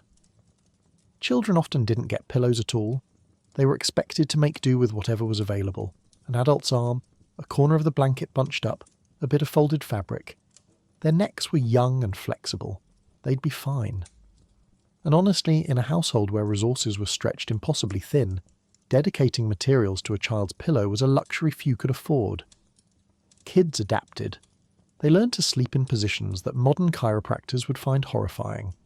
The elderly had the opposite problem. Their necks were stiff, their bodies ached, and sleeping without proper support was genuinely painful. Families would try to give the elderly better sleeping arrangements, including the closest thing to a real pillow the household could manage. It was a gesture of respect and also practical. If Grandma couldn't sleep because of neck pain, she'd be up complaining all night and nobody would get any rest. Now let's talk about what the rich people had. Feather pillows. Glorious, soft, actual pillows stuffed with goose down or duck feathers. These were luxury items, status symbols, the medieval equivalent of memory foam. They were expensive to make because you needed a lot of birds, and collecting feathers was time-consuming. Geese weren't exactly lining up to donate their plumage. You had to raise the birds, pluck them carefully so you didn't damage the feathers, and collect enough down to fill even a small pillow. We're talking dozens of birds for one pillow. Wealthy households had servants dedicated to maintaining pillows. Feathers compressed over time and needed to be fluffed regularly. They also got dirty, absorbed sweat and oils, and occasionally attracted insects. Rich people's pillows were covered in fine linen or even silk, fabrics that could be washed and replaced. The pillow itself might be restuffed periodically with fresh feathers. This was pillow maintenance on a level peasants couldn't even imagine. Some nobles had multiple pillows, different sizes for different purposes, larger ones for sleeping, smaller ones for reading in bed, decorative ones to display wealth. Pillows were valuable enough to be listed in wills. I bequeathed to my eldest daughter my 3 goose-down pillows, with linen casings embroidered with the family crest. That's how fancy these things were. You inherited them. They were treasured possessions passed down through generations. But here's the thing. Even wealthy people with feather pillows often didn't sleep on them the way we do. Medieval sleeping positions were different. Many people slept semi-upright or propped at an angle, which required different pillow arrangements. Some nobles used multiple pillows stacked to create an incline, believing this was better for digestion and prevented evil humours from pooling in the body during sleep. Medical texts of the era recommended various sleeping angles for different health conditions, and pillows were tools to achieve the prescribed position. The clergy had mixed situations. Monks were generally expected to practice some degree of austerity, which meant no fancy pillows. A simple straw or wool-stuffed sack was standard in monasteries. Some particularly ascetic monks slept with no pillow at all, or even on bare wooden planks, as a form of self-denial and spiritual discipline. The suffering was the point. It brought you closer to God and reminded you not to get too attached to earthly comforts. Bishops and abbots, however, often had nicer accommodations. Their positions came with privileges, including actual feather pillows. This created some tension. Here you had the highest-ranking religious figures preaching about poverty and humility, while sleeping on down pillows, while the regular monks were making do with lumpy sacks of straw. Some saw this as necessary. Important church officials needed proper rest to carry out their duties. Others saw it as blatant hypocrisy. The debate probably happened during the watch, whispered between monks who were supposed to be praying. Travellers and pilgrims faced their own pillow challenges. When you were on the road, sleeping in inns or outdoors, you didn't have access to your meagre pillow at home. Inn pillows were communal, used by dozens of travellers, rarely washed, and absolutely teeming with lice and bedbugs. Many travellers brought their own small pillow or pillow substitute, a rolled blanket, a sack of spare clothes, rather than trust whatever horror awaited them at the inn. Sleeping outdoors meant using your pack as a pillow, which was lumpy and uncomfortable, but at least was only infested with your own bugs. Soldiers had it rough. On campaign, you slept in whatever conditions you found yourself.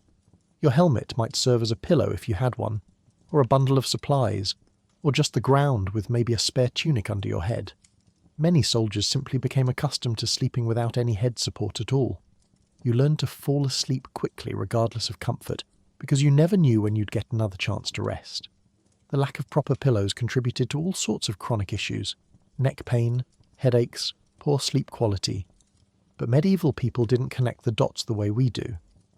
They didn't think my neck hurts because I sleep on a bag of straw. They thought my neck hurts because I'm getting old, or because I've been cursed, or because of bad humours. The concept that your sleeping equipment might affect your health wasn't really part of the discourse. Some folk remedies addressed sleep-related pain: willow bark tea for aches, herbal poultices, warm compresses. But nobody suggested get a better pillow, because better pillows weren't accessible to most people. You worked with what you had and accepted chronic discomfort as part of life. There was also the matter of pillow theft. In households where resources were scarce, a halfway decent pillow was valuable. Siblings would fight over who got the one slightly less lumpy pillow sack. Visitors might admire your pillow situation with thinly veiled envy. In crowded sleeping arrangements, pillow boundaries had to be defended. That rolled-up cloak was yours, and if your brother tried to borrow it during the night, there would be consequences. Looking back, the medieval pillow situation perfectly encapsulates the general quality of life. The wealthy had genuine comfort, the clergy had varying levels of comfort depending on their rank, and everyone else made do with whatever they could scrape together. Your pillow, or lack thereof, was a daily reminder of your place in the social order. So tonight, when you lay your head on your soft, perfectly fluffed pillow, with its clean pillowcase and optimal support, take a moment. A brief moment of gratitude. Because somewhere in history your ancestors spent every single night sleeping on their own arms, slowly going numb, dreaming of a world where everyone had something soft to rest their heads on. That world exists now. You're in it. Don't take it for granted. Your blanket, if you even had one, was made of rough wool that hadn't been washed since it was sheared off a very judgmental sheep. It was heavy, itchy, and smelled like a barn. It also probably had residents, fleas, lice, maybe a small spider family, living in its fibres. But it was warm, and in medieval winters warmth trumped everything, including dignity. Let's be clear about medieval blankets. They were not soft. They were not cosy. They were not something you'd want to cuddle under while sipping hot cocoa. They were essentially wearable insulation made from the coarsest wool available, and their primary job was to keep you from dying of hypothermia during the night. If they accomplished that goal, they were considered a success, regardless of how much they made your skin crawl, literally.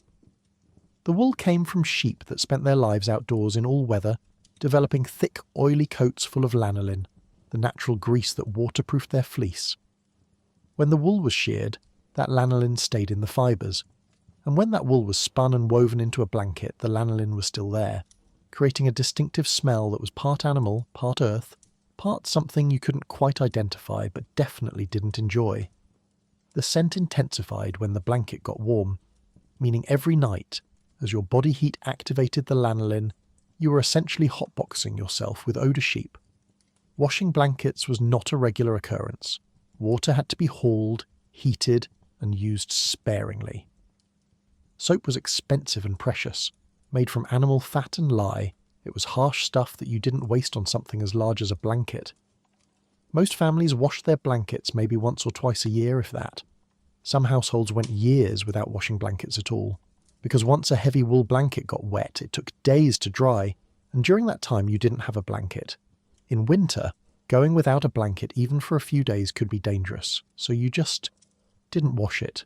You lived with the smell, the grime, and whatever had taken up residence in the fibres. And oh, the residents. Fleas loved wool blankets. The fibres created perfect hiding spots, and the warmth of sleeping humans made it an ideal environment. Fleas would nest in your blanket, breed in your blanket, and throw full-on flea parties in your blanket.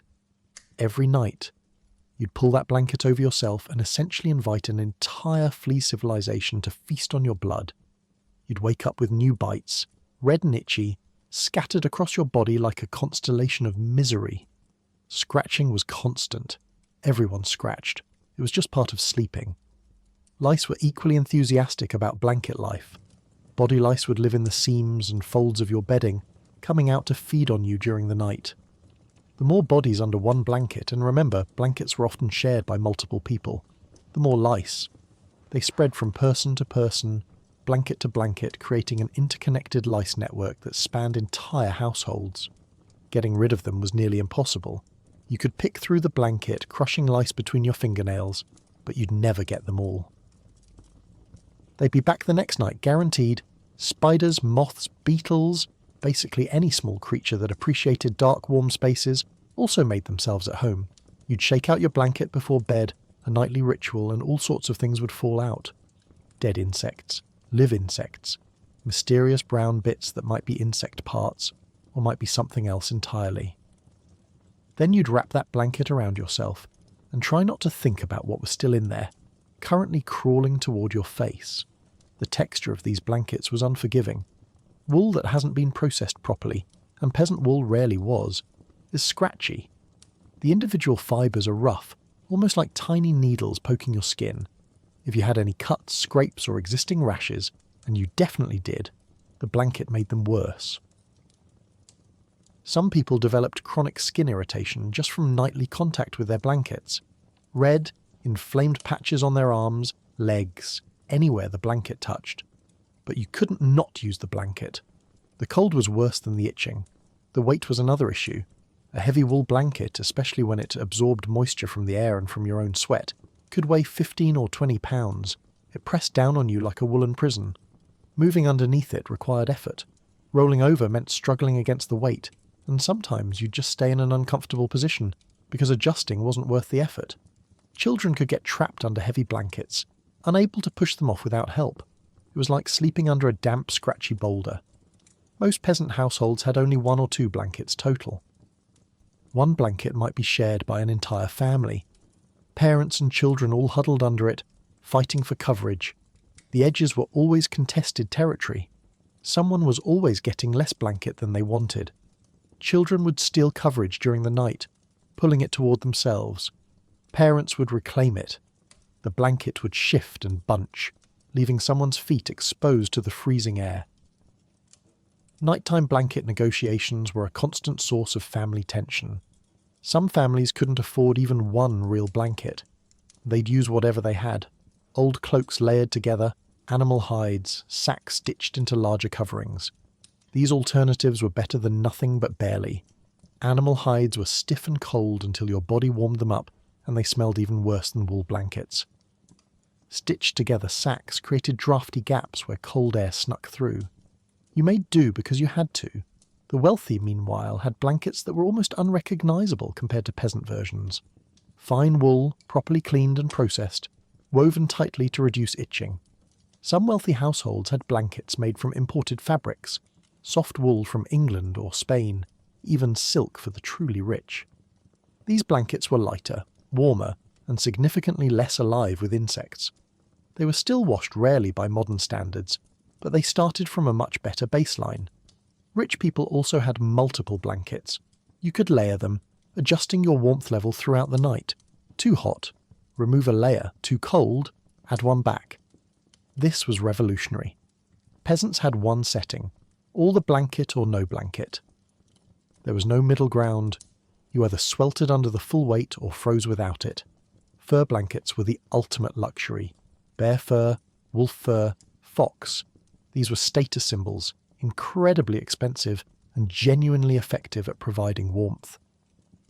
Nobles would display fur blankets prominently, sometimes using them more for show than actual sleeping. A fur blanket in your bedchamber announced to visitors, "I am wealthy enough to kill a bear and turn it into bedding." The warmth was almost secondary to the flex. Colour was another marker of wealth. Peasant blankets were natural sheep colours, off-white, grey, brown. Dyeing fabric was expensive and complicated, requiring specific plants, minerals or insects, plus expertise and time. Coloured blankets, rich blues, deep reds, bright greens, were for people with money. Walking into a noble's bedchamber and seeing a vibrant dyed blanket was like walking into a modern home and seeing a luxury car in the driveway. It communicated status immediately. Blanket maintenance, such as it was, fell to women. They'd air blankets out when weather permitted, hanging them over fences or laying them in the sun, which helped reduce smell and kill some insects. They'd beat them with sticks to knock out dust and debris. They'd patch holes and tears, stitching repairs with whatever thread was available. A well-maintained blanket could last decades, passed down through generations. This was your grandmother's blanket wasn't a sentimental statement. It was a practical one. The blanket had survived 40 years of nightly use and was still functional, which was genuinely impressive. Some communities had professional blanket makers, skilled weavers who could produce higher quality versions for a price. These blankets were tighter woven, more evenly made, and slightly less scratchy. Still not comfortable by modern standards, but a noticeable upgrade from homemade versions. Buying one was a significant investment, something a family might save for over years. Travellers faced unique blanket challenges. Carrying a blanket on a journey was essential. You never knew where you'd sleep, but it was also bulky and heavy. Most travellers had thin, lightweight blankets that were easier to transport but provided minimal warmth. Sleeping at inns meant using provided blankets, which were communal, rarely washed, and had been used by countless previous guests. The things living in inn blankets had probably seen more of the world than you had. Many travellers simply rolled up in their cloaks and hoped for the best. Soldiers on campaign had perhaps the worst blanket situation of all. Military blankets were cheap, mass-produced, and designed for durability rather than comfort. They were thin, scratchy, and inadequate for cold weather. Soldiers would sometimes sleep in pairs or groups, sharing blankets and body heat. After battles, looting often included stealing blankets from the dead or from conquered towns. A good blanket was valuable plunder worth fighting over. Children learned early that blankets were precious. You didn't drag your blanket on the ground. You didn't get it unnecessarily dirty. You shared it without complaining, and you were grateful to have it. Kids who got too attached to their side of the family blanket were quickly corrected. The blanket belonged to everyone. Deal with it. There were folk beliefs about blankets too. Some people thought sleeping under a blanket that had belonged to someone who died would give you nightmares or bad luck. Others believed certain colours or weaving patterns could protect against evil spirits during sleep. Pregnant women were sometimes given special blankets blessed by priests or washed in holy water, intended to protect both mother and child during birth. The seasonal shift in blanket use was dramatic. In summer, that heavy wool blanket became oppressive. You'd push it off, sleep on top of it, or abandon it entirely. But you couldn't really store it anywhere. Your one-room house didn't have closets, so it just sat in a corner, collecting dust and adding to the general aroma. Come autumn, you'd shake it out, rediscover all the insects that had moved in during summer, and resign yourself to another winter under its scratchy weight. Medieval people understood that blankets, for all their faults, were essential survival tools. A family without a blanket was in genuine danger, especially during harsh winters. Communities would sometimes pool resources to help families in need, providing blankets to widows, orphans, or those who'd lost everything to fire or disaster. It was basic charity. You helped keep people from freezing because it was the right thing to do, and also because next winter it might be you needing help. The emotional relationship people had with their blankets was complicated. They were uncomfortable, unsanitary, itchy, smelly, and alive with bugs. But they were also warm, protective, and comforting in their way. That scratchy wool blanket represented safety, shelter, survival. It was a barrier between you and death by exposure. You might hate it, but you also depended on it completely. So tonight, when you pull your clean, soft, pest-free blanket up to your chin, maybe even adjust your thermostat because you're slightly too warm, spare a thought for medieval sleepers. They spent every night wrapped in what was essentially a living, breathing ecosystem of wool, lanolin, and tiny biting creatures, and they were grateful for it. Because the alternative was freezing to death, which, when you think about it, really puts your thread count complaints in perspective. Medieval people had opinions about how you should sleep. Sleeping on your back was considered unhealthy. It let bad vapours into your body. Sleeping on your stomach was even worse. It could crush your internal organs. The ideal position, on your right side, with one hand under your head, like a very uncomfortable Renaissance painting. These weren't just casual suggestions. Medieval medical texts, written by learned physicians who'd studied ancient Greek and Roman sources, laid out very specific rules about proper sleeping positions. The reasoning was rooted in humoral theory, the dominant medical framework of the era that held that your body contained 4 humours: blood, phlegm, yellow bile, and black bile. Your health depended on keeping these humours in balance, and apparently, how you positioned yourself during sleep had a significant impact on that balance. Sleeping on your back was considered particularly dangerous. The theory went that lying flat and face up opened your mouth and airways, allowing bad vapours, miasmas, and evil humours to drift down into your body. The night air itself was suspect, full of dangerous elements that could corrupt your humours, cause disease, or invite demonic influence. By sleeping on your back with your mouth potentially open, you were basically inviting illness to waltz right in. Some texts warned that back sleeping could cause nightmares, digestive problems, and even sudden death. Cheerful stuff. There was also concern about the weight of your internal organs. Medieval physicians believed that sleeping on your back caused your organs to press downward unnaturally. putting strain on your lower body and potentially causing blockages in your digestive system. They didn't understand anatomy the way we do. They were working with ancient texts and limited dissection experience, but they were convinced that gravity plus organs plus back sleeping equaled bad news. Stomach sleeping, or prone sleeping, was even more condemned. The logic here was straightforward. If you sleep face down, the weight of your entire body presses on your stomach, lungs, and heart. Medieval doctors believed this could literally crush your organs, impair breathing, and interfere with the heart's function. They warned that stomach sleeping could cause suffocation, nightmares, and dangerous compression of the humours. Some texts suggested that people who habitually slept on their stomachs were more prone to apoplexy, what we might call a stroke today, because the position supposedly caused blood to rush to the head. There was also a moral dimension to stomach sleeping. Some religious texts associated the prone position with sin and base desires, suggesting that sleeping face down was immodest or encouraged impure thoughts. The reasoning was vague and probably uncomfortable for everyone involved, but the message was clear. Stomach sleeping was not just unhealthy, it was spiritually questionable. So what was the correct way to sleep? According to medieval medical wisdom, you should sleep on your right side. This was the gold standard, the optimal position for maintaining humoral balance and ensuring a healthy night's rest. The reasoning involved the liver, which was considered the seat of blood production and one of the most important organs. The liver sits on the right side of the body, and sleeping on your right side supposedly helped it function properly, allowing it to process humours effectively without being compressed by the weight of other organs. Side sleeping, specifically on the right, was thought to aid digestion. Your stomach could empty properly into your intestines without fighting gravity. The food you'd eaten, that questionable pottage and stale bread, could move through your system in the correct direction. Medieval physicians, who spent a lot of time thinking about digestion because digestive problems were rampant, considered this crucial. Proper digestion meant proper humour balance, which meant health. It all connected.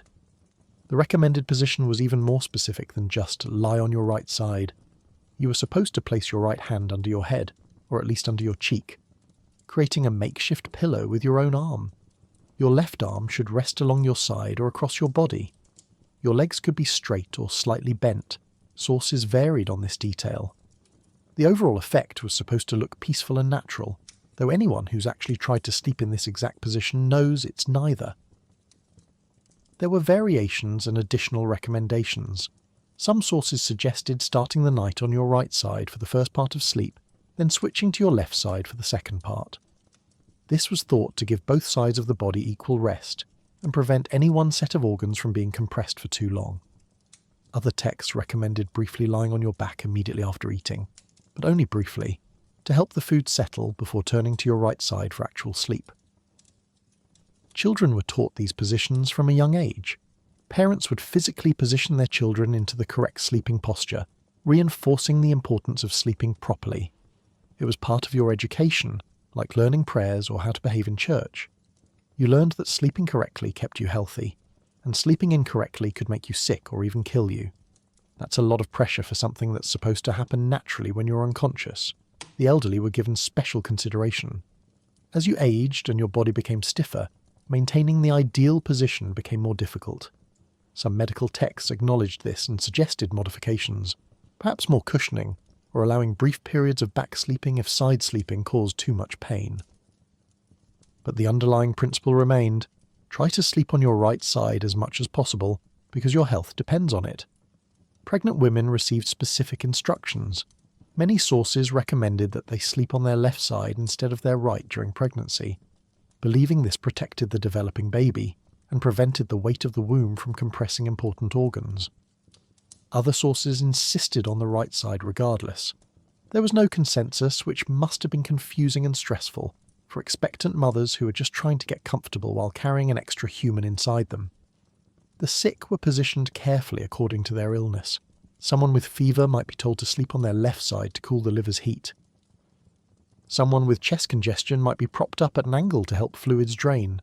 Someone with digestive issues would absolutely be sleeping on their right side, possibly with additional pillows or rolled blankets to maintain the exact correct angle. Medieval sick beds were engineering projects, with the patient positioned just so to optimize healing. Monks and clergy took sleeping positions seriously as part of their spiritual discipline. Some monastic rules specified that monks should sleep on their right sides in a state of readiness, almost like they were prepared to leap up for prayer at any moment. Sleeping too comfortably was seen as indulgent. You were supposed to rest, but not too restfully. The discomfort kept you humble and reminded you not to get too attached to bodily comfort. Of course, enforcing sleep positions was impossible. Once you fell asleep, your body did whatever it wanted. You'd start on your right side, perfectly positioned, and wake up during the watch sprawled on your back with one leg hanging off the bed and your arm twisted behind you at an unnatural angle. Your body had its own ideas about comfort, and they didn't always align with medieval medical theory. Some people genuinely tried to maintain the correct position all night. They'd wedge rolled blankets or bundles of clothing behind their backs to prevent rolling onto their spines. They'd train themselves to wake up whenever they shifted out of position, then consciously return to their right side. It was exhausting and probably counterproductive, but they believed they were protecting their health, so they persisted. There were folk remedies for people who couldn't stop sleeping in dangerous positions, amulets worn around the neck, prayers said before bed, special herbs placed under the pillow, all supposedly help train your body to maintain the proper position through the night. Did they work? No. Did people believe they worked? Absolutely. The placebo effect is powerful, and if you thought your specially blessed herb sachet was keeping you from rolling onto your stomach, you might actually sleep more peacefully. Couples sleeping together had to coordinate positions. If you were both supposed to sleep on your right sides, you'd end up spooning, which was fine and probably warmer, but it limited movement. Some couples developed synchronized rolling patterns. When one person shifted during the watch, the other would shift too, maintaining the proper sides. It was like a sleeping dance, choreographed by medical necessity and the constraints of a shared straw mattress. The theory behind these positions was taken so seriously that some medical texts blamed improper sleeping positions for all sorts of ailments. Headaches? You probably slept on your back. Digestive issues? Stomach sleeping? General malaise and bad humours? Wrong position, obviously. Modern medicine would point to malnutrition, parasites, infectious disease, lack of hygiene and brutal living conditions. Medieval medicine pointed to your sleeping position. It was simpler that way. Interestingly, some of the medieval advice wasn't entirely wrong, just wrongly reasoned. Sleeping on your right side actually can help with acid reflux because of how the stomach and esophagus are positioned. Pregnant women often find left side sleeping more comfortable, and it does improve circulation to the fetus. Medieval doctors got some things accidentally right, even if their explanations involved humours and vapours rather than anatomy and physiology. But the pressure to sleep correctly added another layer of anxiety to medieval nights. You were already worried about demons, nightmares, freezing to death, fleas, and whether the roof would hold. Now you also had to worry about whether your sleeping position was slowly killing you. It's a wonder anyone slept at all. Wealthy people could afford to obsess over sleep positions more than peasants. They had servants who could reposition them during the night, multiple pillows to prop themselves into the ideal angle, and the time and energy to care about such things. Peasants, exhausted from 14 hours of manual labour, just collapsed onto their straw mattresses and slept however their bodies landed. If they ended up on their backs or stomachs, so be it. Survival was about making it through the night, not optimising humoral balance. Travel guides and advice for pilgrims sometimes mentioned sleeping positions. When you were sleeping rough on the road, maintaining proper position was even harder. You were on the ground, often without even a blanket, surrounded by dangers. The advice usually boiled down to, try to sleep on your right side if possible. But honestly, just surviving the night is the main goal. Over time, these strict rules about sleeping positions gradually relaxed, though they persisted in some form for centuries. By the Renaissance, physicians were still recommending right-side sleeping, but with less dire warnings about the alternatives. Eventually, as medical understanding improved, the focus on sleeping positions faded. People started to realize that you could sleep in various positions without immediately corrupting your humours or crushing your organs. But in the medieval period, sleeping position was serious business. It was health advice, moral guidance, and practical wisdom, all rolled into one uncomfortable mandate. You were supposed to lie on your right side, hand under head, maintaining that position through the night while also dealing with fleas, cold, hunger, snoring family members, and livestock. It was just one more impossible standard in a life full of them. One more way medieval existence demanded perfection while providing absolutely none of the tools necessary to achieve it. So tonight, when you sprawl across your bed in whatever position feels comfortable, on your back, stomach, side, or that weird twisted pretzel shape that somehow works, enjoy it. Enjoy the freedom to sleep however you want without worrying about corrupting your humours or angering your liver. Your medieval ancestors would be jealous, and possibly concerned for your soul, but mostly jealous. If you snored in medieval times, you weren't just annoying, you were potentially dangerous. Loud snorers were believed to be inviting demons into the house, or disturbing the spirits of the dead. Some people genuinely thought that snoring was a sign of moral weakness, or that you'd been cursed. So if your bedmate sounded like a chainsaw, it wasn't just irritating, it was spiritually concerning. The medieval understanding of snoring was a bizarre mix of medicine, superstition, and moral judgment. On the medical side, physicians believed snoring was caused by blocked passages and excessive phlegm, one of the four humours. If you snored, it meant your humours were out of balance, possibly because you'd eaten too much, drunk too much, or were lying in the wrong position. The rattling sound was supposedly your body trying to expel corrupt vapours through your nose and throat. Gross, but at least that explanation was based on something resembling physical observation. The supernatural explanations were more creative. Some folk beliefs held that snoring created vibrations that attracted malevolent spirits. The sound acted like a beacon in the spiritual realm, drawing demons and restless ghosts toward your household. Every rattling snore was essentially an invitation. Hey, evil entities, come on in. The door's open. If you lived in a one-room house with a loud snorer, you were basically sleeping in a demon lighthouse, and nobody was happy about it. Other beliefs suggested that snoring disturbed the dead. Medieval people took the spirit world very seriously.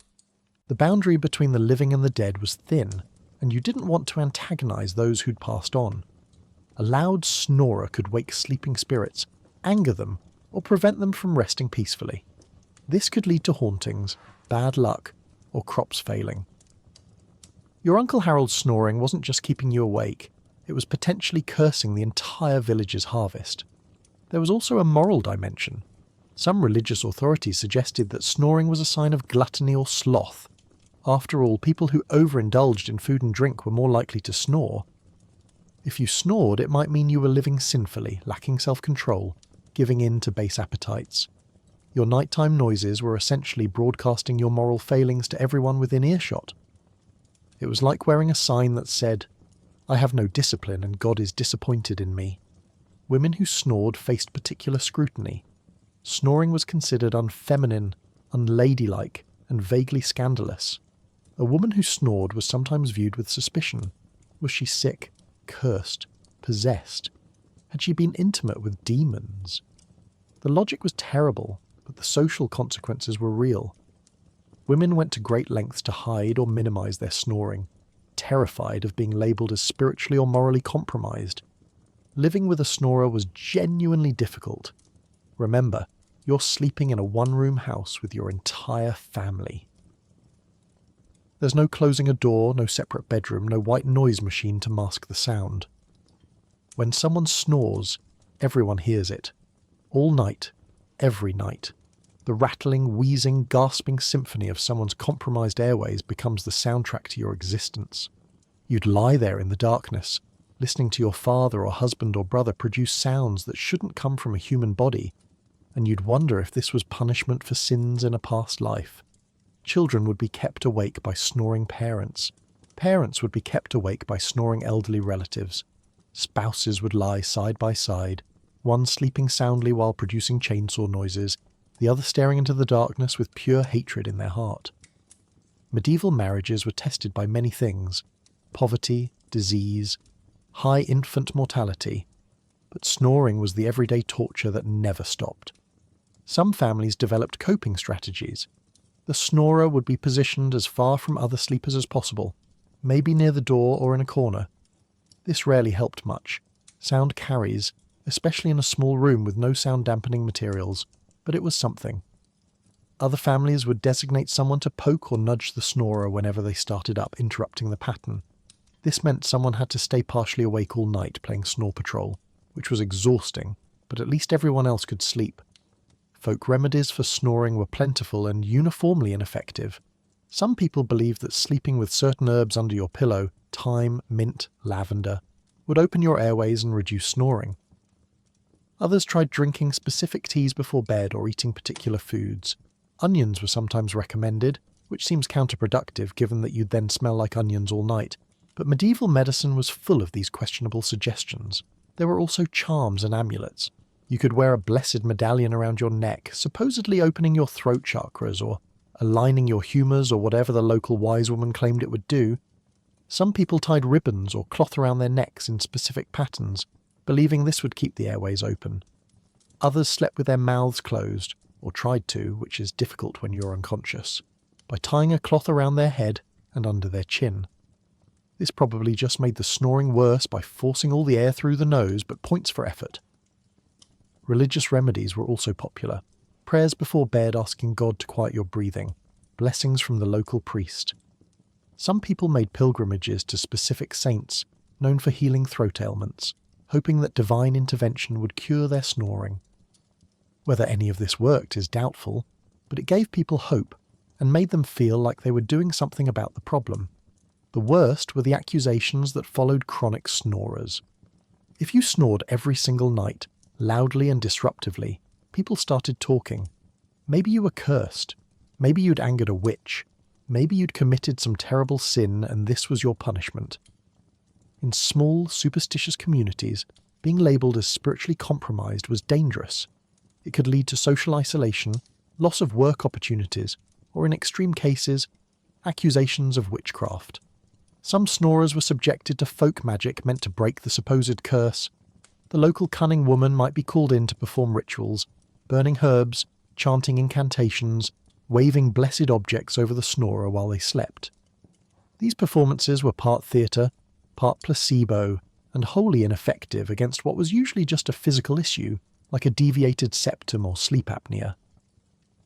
But they made everyone feel better, or at least like something was being done. In wealthy households, snoring was still a problem, but with more options for managing it. You could have separate sleeping chambers if you were a particularly loud snorer, banishing yourself or being banished to a different room to preserve everyone else's sanity. Servants could be assigned to watch you during the night, repositioning you if you started snoring. You could afford better pillows and bedding that might help with positioning. But even wealth couldn't cure snoring. It could only buy distance from the consequences. Monks had to deal with snoring in the dormitories. Picture this.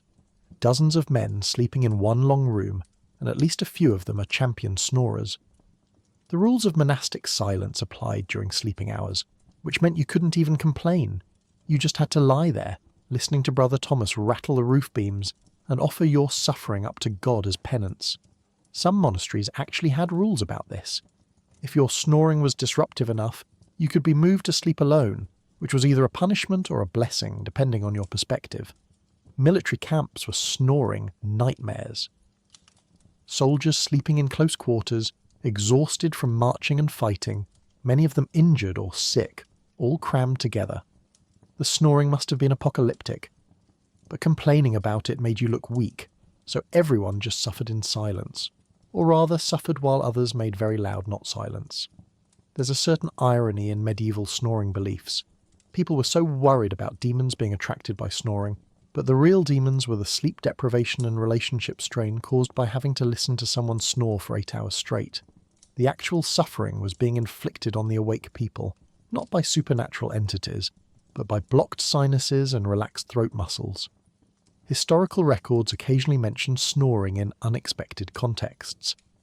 Legal documents where neighbours complained about someone snoring being audible through shared walls.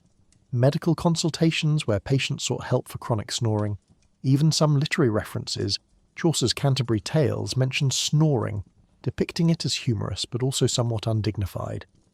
The wife of Bath probably had opinions about her 5 husbands' sleeping sounds, though Chaucer was too polite to elaborate. Marriage arrangements sometimes took snoring into account. If a potential spouse was known to be a loud snorer, that was information shared during negotiations. It wasn't necessarily a deal-breaker. Marriages were about alliances and property, not personal comfort, but it was a known factor. Yes, Lord Edmund is wealthy and has good lands, but be warned, he snores like a dying boar was probably a conversation that happened more than once. The communal nature of medieval sleeping meant that snoring was a collective problem requiring collective tolerance. You couldn't divorce your spouse over snoring. You couldn't disown your father. You couldn't kick out your brother. You all lived together, slept together, and suffered together. The snorer was usually as frustrated as everyone else. They'd wake themselves up with particularly violent snorts, feel judged and defensive, and yet be powerless to stop it. Some people genuinely believed they were cursed because of their snoring. They'd internalise the superstitions, the moral judgments, the whispered concerns. They'd lie awake during the watch, dreading the return to sleep because they knew they'd start snoring again, disturbing everyone, possibly inviting demons, definitely making themselves the household villain. The psychological burden of being a chronic snorer in a time when it was seen as a spiritual failing must have been immense. And yet, people endured, families adapted, couples found ways to coexist despite one of them sounding like a congested walrus every night. Communities made space for the loud sleepers, incorporated them into the social fabric, and collectively agreed to just deal with it. Because what else could you do? You couldn't cure sleep apnea. You couldn't fix a deviated septum. You couldn't prescribe a CPAP machine or recommend a sleep study. You could pray, stuff herbs under pillows, wear amulets, try different sleeping positions, and hope for the best. Sometimes the snoring would improve for a night or two. And everyone would celebrate like a miracle had occurred. Then it would come roaring back, and everyone would resign themselves to another month of sleepless nights. The real curse of snoring wasn't spiritual. It was the exhaustion, the frustration, the slowly building resentment between people who loved each other but couldn't get any rest. It was children growing up chronically tired because dad's breathing sounded like a medieval construction project. It was spouses who stopped sleeping next to each other, even though they were literally in the same room, just angled as far apart as possible. So tonight, if you share your bed or home with someone who snores, maybe you're frustrated, maybe you're shopping for earplugs or researching sleep solutions, but at least you know it's a medical issue, not a curse. At least you're not worried about demons. At least you have options beyond praying and hoping the problem resolves itself. And if you're the snorer, take comfort. Your medieval ancestors had it worse. They were blamed, shamed, spiritually suspected, and offered zero actual help. You're just trying to breathe while unconscious. That's not a moral failing. It's just biology being loud. Very, very loud. Most people slept in their underclothes. Basically a long linen shirt that doubled as pyjamas, underwear, and daywear if you were having a rough week. Sleeping fully naked was considered scandalous and vaguely sinful. But in the heat of summer, when your one-room house felt like a clay oven and you were covered in wool, well, let's just say some rules were quietly ignored. The standard medieval sleepwear was the shift for women or the brazen shirt combination for men. These were simple linen garments, essentially long tunics that fell to mid-thigh or knee, loose-fitting and unadorned.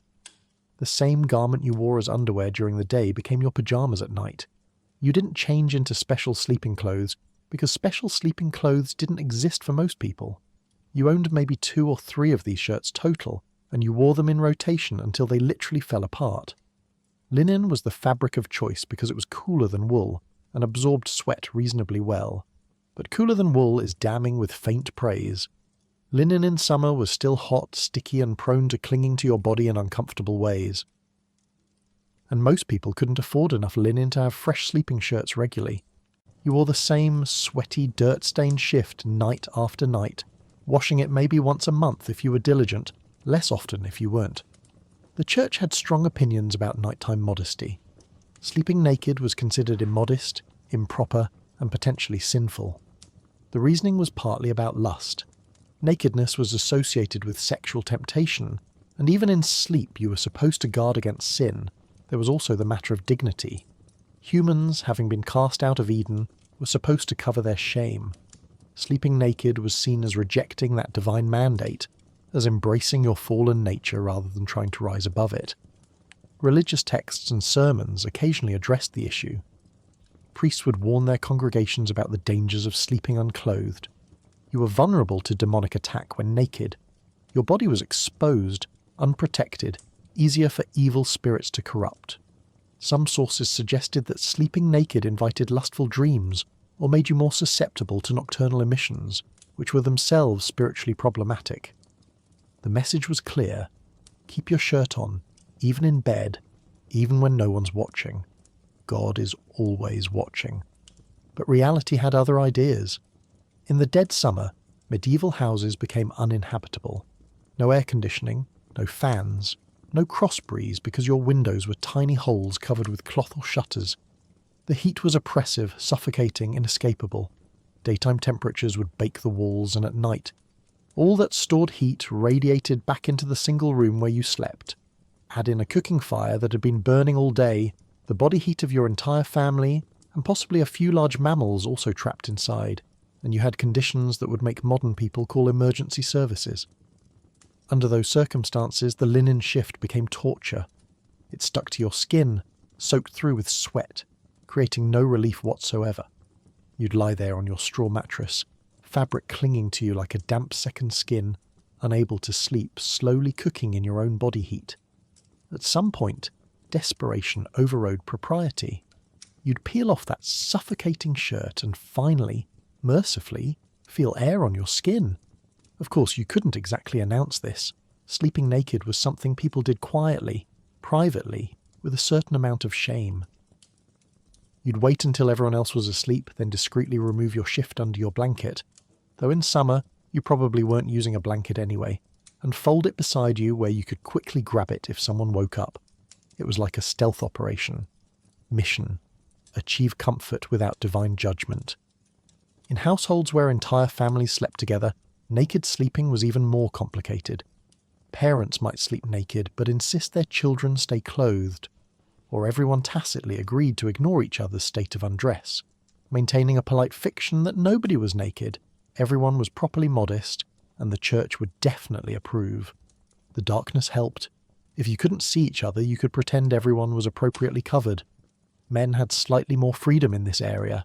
Male nakedness, while not exactly celebrated, was less scandalous than female nakedness.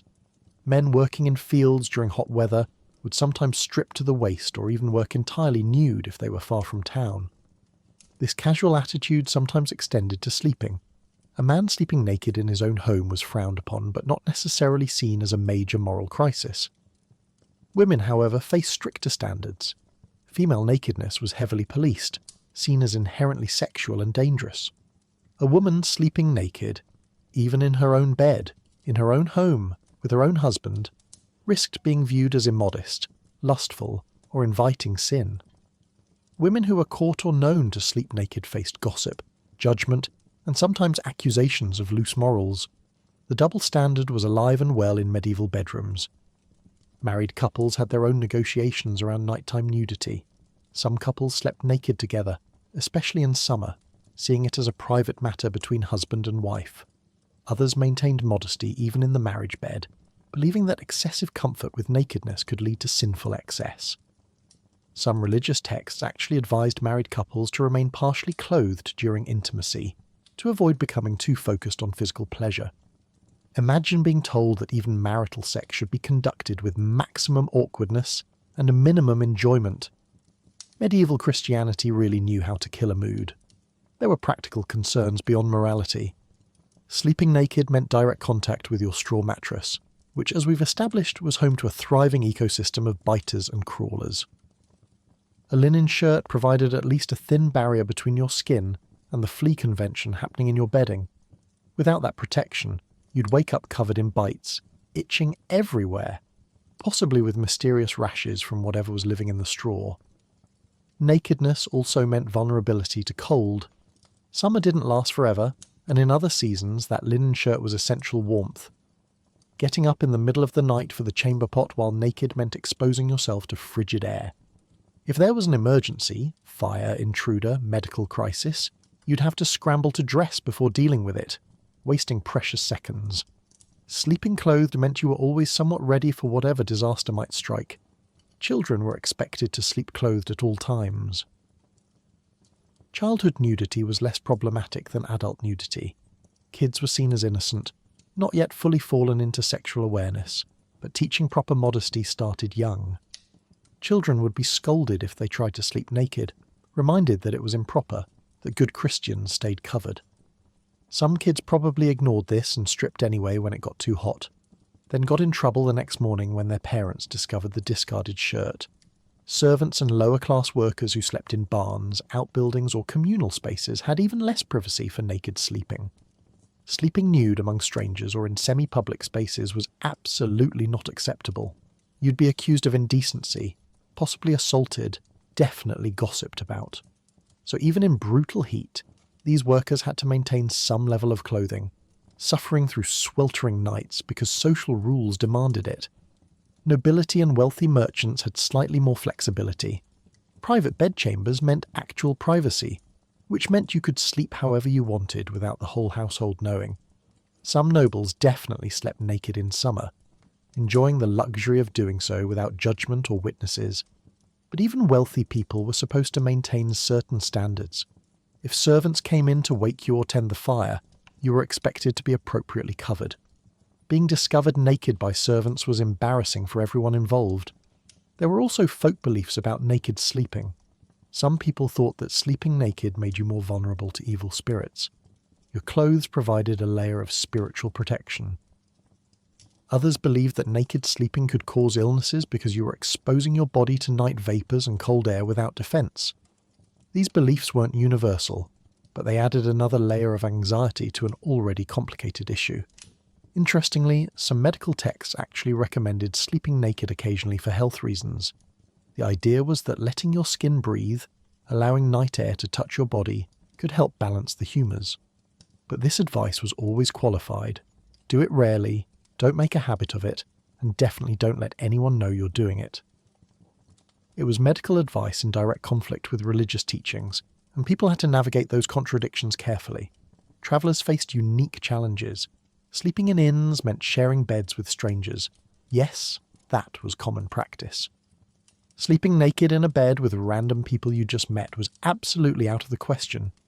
You kept your clothes on, protected yourself from both impropriety accusations and potential theft.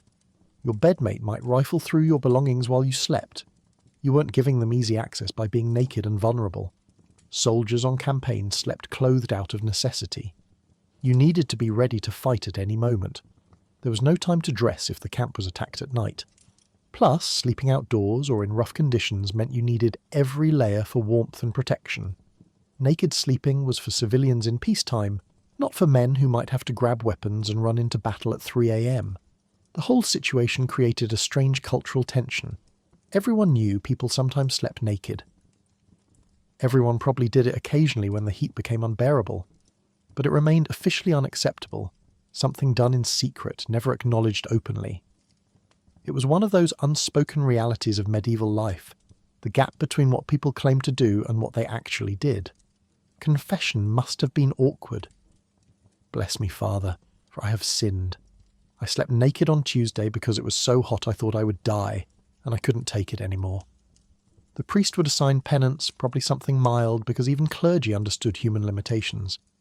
But the ritual of confessing it reinforced that it was indeed a sin, something requiring forgiveness, not just a practical response to impossible heat. Women who'd recently given birth faced particular complications. Postpartum women were hot, sweating, uncomfortable, and definitely not supposed to sleep naked despite desperately wanting to. The linen shift would stick to their recovering bodies, and they'd suffer through it, because modesty standards didn't bend for physical comfort, not even after you'd just delivered a baby. The seasonal shift in sleeping attire was dramatic. Come autumn, when temperatures dropped, everyone gratefully returned to clothed sleeping. That linen shift went from torture device to essential warmth. You'd wear it plus additional layers, maybe a second shirt, definitely socks made from cloth scraps, possibly even keeping your day clothes on under your blanket. Winter sleeping attire was about maximum coverage. Summer was about secret minimums. Looking back, the medieval approach to sleepwear reflected broader anxieties about bodies, sex, sin, and control. The church wanted to regulate even the most private moments, even when you were unconscious. The message was that your body was inherently shameful, always potentially sinful, requiring constant vigilance and coverage. Even in sleep, even in summer, even when literally no one could see you, you were supposed to maintain modesty. But human bodies have limits. Comfort eventually overrides ideology, and so medieval people, even the most pious among them, occasionally committed the terrible sin of sleeping naked on hot summer nights. And somehow, despite the moral panic, the demons didn't show up. The crops still grew, the world kept turning. Turns out naked sleeping was just sleeping, without clothes, because it was hot and people wanted to be comfortable. Revolutionary. If you were a kid in medieval times, your bed was wherever there was space. Maybe you got squeezed between your parents. Maybe you were piled in with your siblings like puppies. Maybe you got the corner near the fire, which sounds cozy until you realise that near the fire also meant near the smoke, ash and occasional flying embers. Medieval childhood sleep arrangements were less about comfort and more about efficient human storage. In a one-room house with limited floor space, children were treated as flexible objects that could be arranged, stacked, and wedged into whatever gaps remained after the adults and livestock claimed their territories. You didn't get to choose where you slept. You slept where you were told, and you were grateful for it because the alternative was sleeping outside with the wolves. Infants and toddlers typically slept with their parents, tucked between mother and father for warmth and safety. This wasn't co-sleeping as a parenting philosophy. It was co-sleeping as the only option. There were no cribs, no bassinets, no separate nurseries. Your baby slept in your bed because where else would they sleep? Some families used wooden cradles, simple rocking boxes that could be placed near the fire, but these were luxuries. Most babies just went straight into the family bed, wedged in carefully so they wouldn't roll off or get crushed. The risk of overlaying, accidentally smothering your infant during sleep, was real and tragically common. Parents were warned to be careful, to position babies on the outer edge of the bed to stay aware even while sleeping. But exhaustion, darkness, and the sheer chaos of medieval life meant accidents happened. Some communities required parents to use cradles or boards to separate the baby from adult sleepers. Others relied on prayers and hope. The church took overlaying seriously enough to assign it as a sin requiring confession and penance, though whether that was about protecting babies or assigning guilt is unclear. Once children were past the infant stage, around age 2 or 3, they graduated from the parental bed to wherever. Often this meant sleeping with siblings. Multiple children would be arranged together on a shared sleeping mat or section of straw bedding, tangled together like a litter of puppies. The oldest child was usually on one end, responsible for keeping the younger ones from rolling into the fire or wandering off during the night. The youngest who could walk was somewhere in the middle. Everyone shared blankets, body heat, and probably lice. Sibling sleeping arrangements were democratic chaos.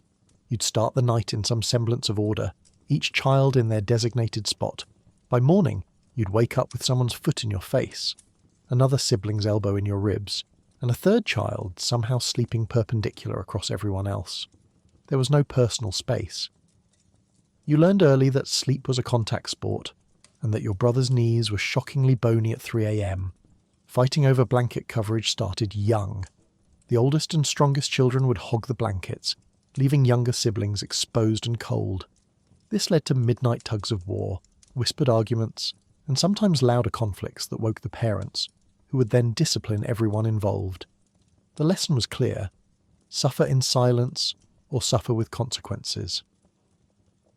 Most kids chose silence and simmering resentment. The corner near the fire was considered a prime sleeping spot for children. It was warm, which was crucial in winter when children's smaller bodies lost heat quickly, but fire-adjacent sleeping came with serious hazards. Smoke inhalation was constant. Children sleeping near the hearth breathed in smoke all night, every night, which probably explains the chronic coughs that plagued medieval childhoods. Embers occasionally popped out of the fire, landing on blankets, straw bedding, or occasionally on a sleeping child. Burns were common. Fatal fires were not unheard of. Some families built small sleeping platforms or shelves near the walls, elevating children off the cold ground. These were basic wooden slats, barely wide enough for a child to lie on, with no railings or safety features. Kids were expected to stay still during sleep, not roll around like modern children do. Falling off your sleeping shelf in the middle of the night meant hitting the dirt floor or worse, landing on someone else. It was a primitive bunk bed system that worked until it didn't. Older children, especially teenagers, sometimes slept in outbuildings, barns, or storage areas. This was partly practical. They were bigger and took up more space, and partly about emerging sexuality. The church was increasingly concerned about mixing older children with adults in close sleeping quarters. Separate sleeping arrangements reduced opportunities for sin, or at least that was the theory. In practice, it just meant older kids slept with the animals, which was colder and less comfortable, but offered a tiny bit of independence. Children working as servants or apprentices slept wherever their masters designated. This might be in the main house, in a servant's quarter, on the floor of a workshop, or literally in the stable. Child labour was normal, and comfortable sleeping arrangements for child workers were not a priority. You slept where you were useful, which often meant close to your work. Apprentice boys might sleep in the shop to guard tools and materials. Servant girls might sleep near the kitchen to start fires before dawn. Comfort wasn't part of the equation. Orphans and abandoned children faced the worst sleeping situations. Church-run institutions or hospitals might provide communal sleeping areas where dozens of children crowded together on straw mats with minimal bedding. These spaces were cold, disease-ridden, and dangerous. Street orphans slept wherever they could find shelter. Doorways, under carts, in church porches. Many didn't survive their childhoods, and those who did carried trauma and health problems for life.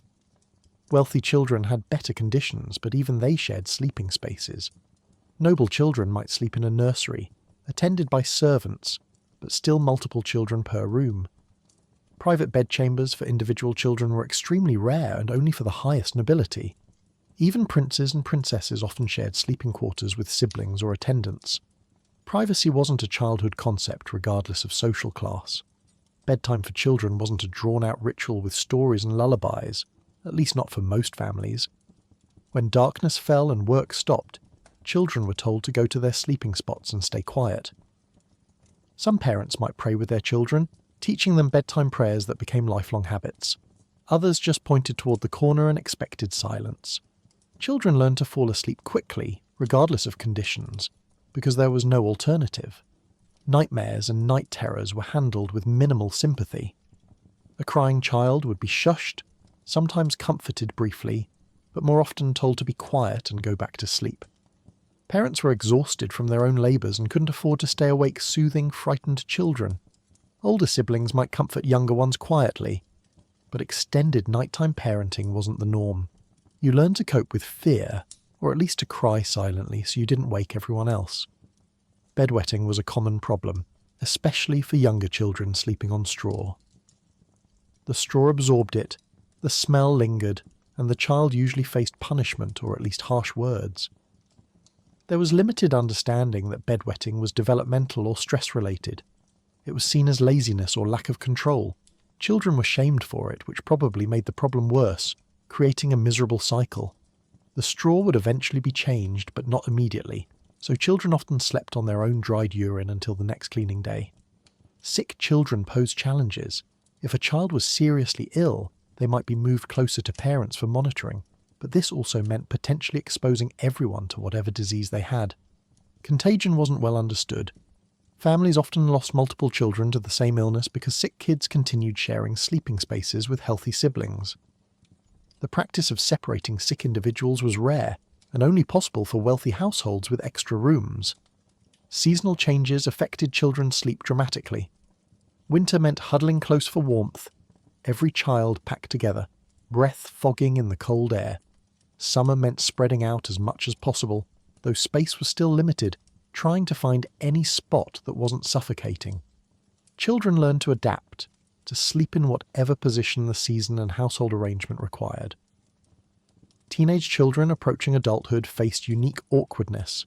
You're 15 or 16, your body's changing, and you're still sleeping 3 feet from your parents and 6 inches from your younger siblings. There was no privacy for the physical and emotional changes of adolescence. Everything happened in public, or at least in communal sleeping spaces. Medieval teenagers must have been desperate for any moment alone, though such moments were rare. Children learned early that sleep wasn't about comfort, it was about survival. You didn't complain about your sleeping spot because complaining changed nothing. You didn't ask for softer bedding or more blankets because there weren't any.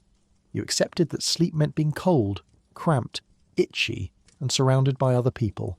And you made it work because childhood was temporary and eventually you'd grow up and have your own children to stack in corners. The resilience of medieval children is remarkable. They adapted to sleeping conditions that would be considered child abuse today. They slept through noise, cold, discomfort, and constant disturbance.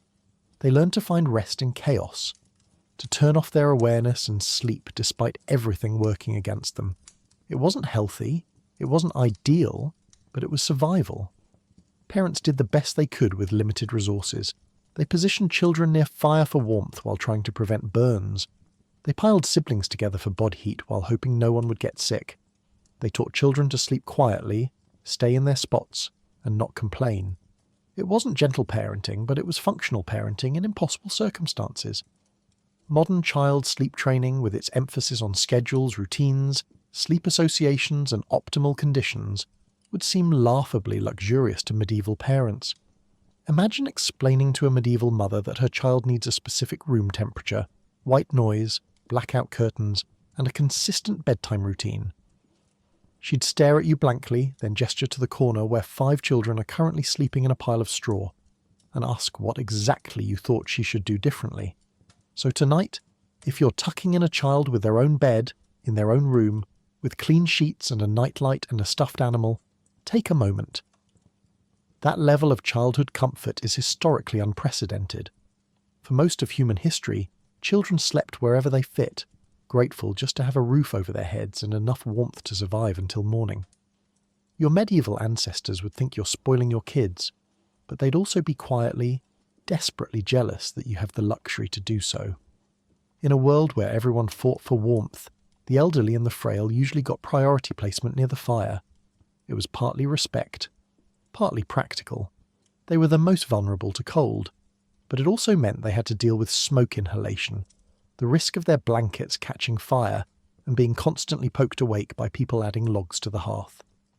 Medieval society had complicated feelings about old age.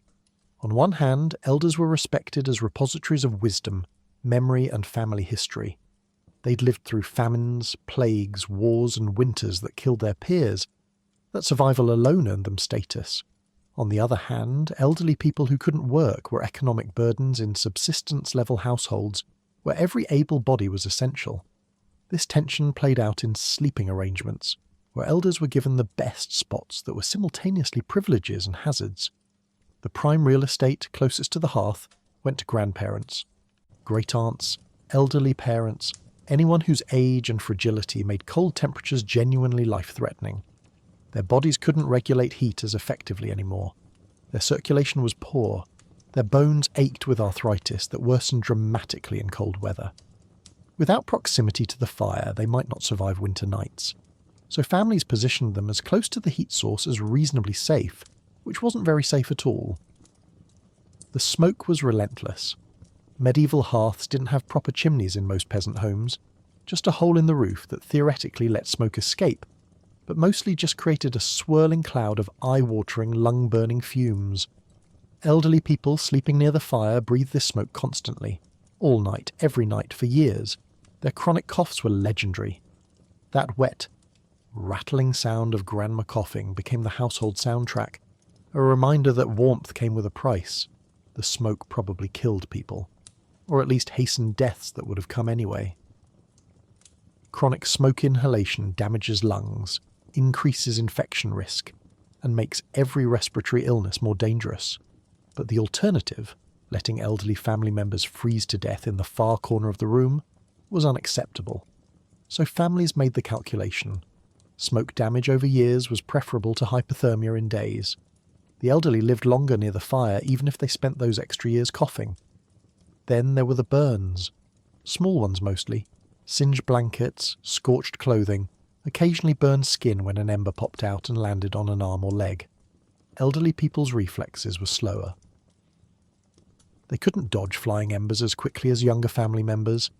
Their skin was thinner, more fragile, more prone to serious injury from minor burns. Some elderly people bore multiple burn scars, marks of winters survived at the hearth's edge. The fire required constant tending, which meant constant disturbance for anyone sleeping nearby. Throughout the night, someone would need to add logs, stoke the embers, adjust the position of burning wood. This meant approaching the hearth, moving around the elderly sleepers, making noise, creating light and activity right where Grandpa was trying to rest. The elderly rarely got uninterrupted sleep.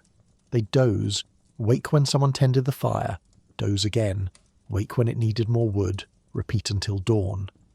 Some elderly people took on fire-tending duties themselves. If you were awake anyway, you might as well be useful. Grandmothers would wake during the watch, assess the fire, add fuel if needed, then settle back down. It gave them purpose and allowed younger family members to sleep more fully. But it also meant the elderly were perpetually sleep-deprived, catching rest in fragments rather than solid blocks. The best spot near the fire was also the most public. Everyone in the household passed by the hearth constantly, cooking, warming themselves, tending the fire, gathering around for conversations. If you were elderly and sleeping near the fire, you had zero privacy. Every whispered family discussion happened inches from your head. Every domestic argument played out above you. You heard everything, saw everything, and had nowhere to retreat. This visibility meant elderly family members became involuntary witnesses to all household drama. They knew which couples were fighting, which children were in trouble, who was sick, who was sneaking food, who was having affairs. The hearth was the household centre, and sleeping there meant being perpetually in the middle of everything. Some elderly people became family mediators because of this. They'd heard every grievance and felt obligated to offer wisdom. Others just pretended to sleep and tried to tune it out. Positioning near the fire was also about dignity. In cultures that respected age, giving elders the warmest spot was a public demonstration of family values. It showed neighbours and visiting relatives that your household honoured its elderly, fulfilled its obligations, maintained proper social order. Visitors would note where grandparents slept, and that information circulated through communities. Families who mistreated or neglected elderly relatives faced social consequences: gossip, judgment, loss of reputation. But not all elderly people were lucky. Those without family, widows or widowers with no children, elderly people whose children had died or moved away, often faced grim circumstances. They might live in church-run hospitals or poorhouses where conditions were miserable, shared rooms with dozens of other elderly and sick people, minimal heating, terrible food, no personal attention. These institutions were essentially warehouses for the dying. The lucky elderly had families who gave them spots near home fires. The unlucky elderly froze in corners of institutional buildings, forgotten. Elderly people who could still contribute, offering childcare, doing light household work, sharing wisdom and stories, were treated better than those who were completely incapacitated. Medieval society couldn't afford to support people who contributed nothing. If you could still watch children, spin wool, or tell stories that educated the young, you had value. If you were bedridden or senile, you became a burden, and your sleeping spot near the fire felt less like respect and more like grudging obligation. Some elderly people were remarkably stubborn about their spots. They'd stake claim to a particular position near the hearth and defend it fiercely. "This is my spot. I've slept here for 20 years. Don't even think about moving me." Their families accommodated this because arguing with a determined grandmother was exhausting and usually pointless. Elderly stubbornness became household law. The elderly also had the most elaborate sleep rituals. They'd arrange their blankets just so, position their small pillow at an exact angle, say specific prayers in specific orders. These rituals gave them control over one small aspect of their lives when age had stripped away most autonomy. Families learned to respect these routines because disrupting them meant dealing with a cranky elder all the next day. Pain management for elderly sleepers was primitive. Arthritis, old injuries, general age-related aches. These made sleep difficult regardless of warmth. Some elderly people drank herbal teas before bed, hoping for relief.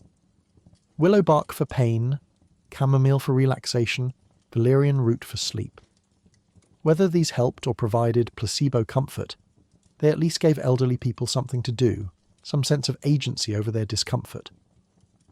The sounds elderly people made during sleep became familiar to everyone. The snoring, of course, legendary in volume, the groaning as arthritic joints shifted positions, the occasional cry of pain when something cramped or pinched, the muttering of dreams or prayers. Younger family members grew so accustomed to these sounds that silence from the elderly sleeping spot would actually wake them up. If Grandma wasn't snoring, something might be wrong. And sometimes, something was wrong. The elderly died during sleep more than any other demographic. A family would wake to find that the grandmother who'd been coughing all week was now silent and still. Death near the hearth was common enough that families developed protocols, say prayers, prepare the body, notify the priest, continue with daily life because survival demanded it.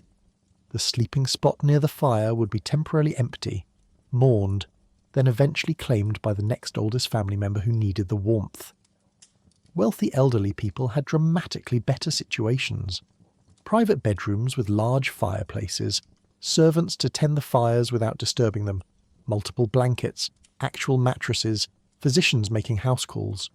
Rich old people still faced aging's indignities, but they faced them comfortably.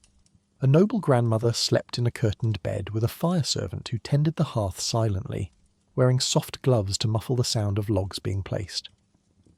The difference in elderly sleep quality between rich and poor was stark. Poor elderly people sacrificed comfort for survival, sleeping near open fires that damaged their health, even as it preserved their lives. Rich elderly people enjoyed both warmth and comfort, their sleep undisturbed, their health protected by every luxury medieval society could offer. Same society, same era, wildly different experiences of old age. Medieval clergy taught that honouring the elderly, including giving them good sleeping spots, was a Christian duty. The fifth commandment, honour thy father and mother, extended to providing decent conditions for ageing parents. Priests would criticise families known to neglect elderly members, and families would defend themselves by pointing out their elders' sleeping position. Look, she's right next to the fire. We're doing our duty. The hearth spot became proof of morality. Some elderly people were beloved family members, cherished for their stories, wisdom, and presence. Their families genuinely wanted them comfortable and warm. These elders spent their final years surrounded by love, even as they breathed smoke and dodged embers. Other elderly people were resented burdens, kept alive and warm out of obligation rather than affection. They felt that resentment, spent their nights listening to their families discuss them as problems to be endured, and waited to die so their families could reclaim the space near the fire. The elderly also carried institutional memory about sleep practices. They remembered how their grandparents slept, the old ways of fire banking, the prayers that protected sleepers, the herbs that helped with rest. This knowledge was passed down verbally, hearthside during the watch or evening conversations. When an elder died, some of that knowledge died too, unless they'd successfully taught someone younger. Children had mixed feelings about elderly sleeping arrangements. On one hand, grandparents near the fire told stories, offered secret snacks, provided comfort when parents were too busy. On the other hand, they snored, smelled funny, took up the warmest space, and sometimes died suddenly, which was traumatic for kids who'd been sleeping 3 feet away. Medieval childhood meant growing up intimately familiar with aging, decline, and death, because it all happened in your one-room home. The transition from middle age to elderhood often happened suddenly. One winter you were still sleeping in a standard spot. The next winter, your bones ached so badly that your children moved you closer to the fire. That relocation was both an honour and a marker of decline. You'd reached the age where you needed special consideration, which meant you'd reached the age where death was approaching. Everyone understood the implications. So tonight, when elderly relatives sleep in their climate-controlled homes with adjustable beds, prescription pain medication, and the ability to watch television at 3 a.m. instead of staring into darkness, remember how far we've come. Medieval elders got the best spot available, which was still pretty terrible by modern standards. They were warm but poisoned by smoke, honoured but constantly disturbed, comfortable enough to survive, uncomfortable enough to suffer. They endured because they had no choice, and because their families, for all their faults, recognised that old age deserved what little comfort could be provided. The hearth spot was imperfect, dangerous, and often miserable, but it was warm, and in medieval winters, warmth was everything, even if it came with a side of smoke inhalation and singed eyebrows. If you think peasant sleep was rough, let's talk about monks. These guys had a whole schedule for waking up in the middle of the night. They'd sleep for a few hours, then get up at midnight for prayers, matins, then go back to sleep, then get up again at dawn for more prayers. Their entire existence was segmented sleep on a divine timetable. Monastic life operated on a rhythm dictated entirely by liturgical hours, the Opus Dei, or work of God. This meant dividing the day and night into specific prayer times that monks were absolutely required to attend. No exceptions, no sleeping in, no, I'm too tired today. The bells rang, and you got up, even if you'd only been asleep for 2 hours, even if you were sick, even if every bone in your body was begging for rest. God didn't care about your REM cycle. The nighttime schedule was particularly brutal. After Compline, the final evening prayer, usually around 8 or 9 p.m, monks would retire to their dormitories for what they called first sleep. They'd sleep in their habits, the same rough wool robes they wore during the day, because getting dressed in the middle of the night was time-consuming and impractical. Most monks slept on simple straw mattresses or even wooden planks with minimal padding. Comfort was considered a spiritual weakness. Suffering brought you closer to God, or so the thinking went. Around midnight, sometimes earlier in winter, the bells would ring for matins. This was the nighttime office, the big midnight prayer service that could last an hour or more depending on the feast day. Monks would drag themselves out of their beds, stumble through dark corridors to the chapel, and stand in the cold stone church singing psalms and prayers while their bodies screamed for sleep. The chapel was unheated in most monasteries. Your breath fogged in the air, your feet went numb on the stone floors, and you sang, prayed, and tried to stay awake while your mind wandered to fantasies of actual rest. Falling asleep during matins was a serious offence. Monasteries had disciplinarians whose job was to watch for sleeping monks and wake them up, sometimes with a sharp poke, sometimes with public humiliation later. Getting caught nodding off during prayer meant penance, extra prayers, fasting, or physical punishment depending on the monastery's rules and the severity of your offence. So monks developed tricks to stay awake, pinching themselves, standing in uncomfortable positions, focusing intensely on the Latin words even when exhaustion made them meaningless. After matins, monks would file back to their dormitories for second sleep. This stretch lasted until Lauds at dawn, maybe 3 or 4 hours if they were lucky. But this wasn't restful sleep. It was anxious, fragmented sleep where you were half conscious of the approaching dawn bell, knowing you'd soon be up again. Many monks reported that second sleep was worse than first sleep, harder to fall into, easier to disturb, less refreshing overall. Then came Lauds at daybreak, followed by Prime, then Terce, then Sext at midday, then none in the afternoon, then Vespers at sunset, then Compline before bed. 8 prayer services a day, every day, forever. Some monks calculated that they spent more time in prayer than in any other single activity, including sleep. Sleep became a scarce resource, rationed carefully, never quite enough. The dormitories themselves were deliberately uncomfortable. Most monasteries housed monks in large communal sleeping rooms, with rows of simple beds or sleeping pallets. Privacy didn't exist. Everyone could hear everyone else's snoring, coughing, shifting, and nighttime movements. Some monasteries required monks to sleep with a lamp burning all night, both for safety and to discourage any inappropriate behaviour that might occur in darkness. The dim light was just enough to prevent total rest, keeping everyone in a state of semi-alertness. Stricter orders had even harsher conditions. Cistercian monks, for example, followed the rule of St. Benedict with extreme rigour. They slept on boards with thin straw mats, wore their full habits including their leather belts, and rose without hesitation when bells rang. The whole point was to mortify the flesh, to deny bodily comfort in service of spiritual discipline. Your body wanted to sleep? Too bad. Your soul needed prayer. Some monasteries didn't even have dormitories with beds. Monks slept in individual cells, tiny rooms barely large enough to lie down in. with stone floors and minimal furnishings. These cells were cold, dark and isolating. You'd hear the bell for matins echoing through stone corridors, know that every other monk was also waking in darkness, and file out to chapel like a zombie army of the spiritually dedicated. The sleep deprivation was cumulative and intentional. Monastic rules acknowledged that constant exhaustion made monks more pliable, less likely to cause trouble, more focused on spiritual matters because they lacked energy for anything else. A tired monk was a obedient monk.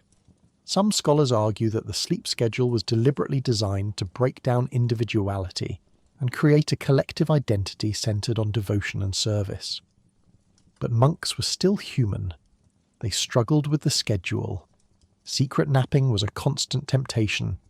During the day, between offices, monks might sneak brief naps during work periods or personal prayer time.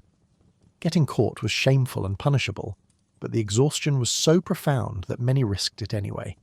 Some monks developed the ability to fall asleep standing up during long prayer services, a skill born of desperate necessity. Health consequences were real. Chronic sleep deprivation weakened immune systems, making monks more vulnerable to the tuberculosis, pneumonia, and other diseases that swept through crowded monastic communities.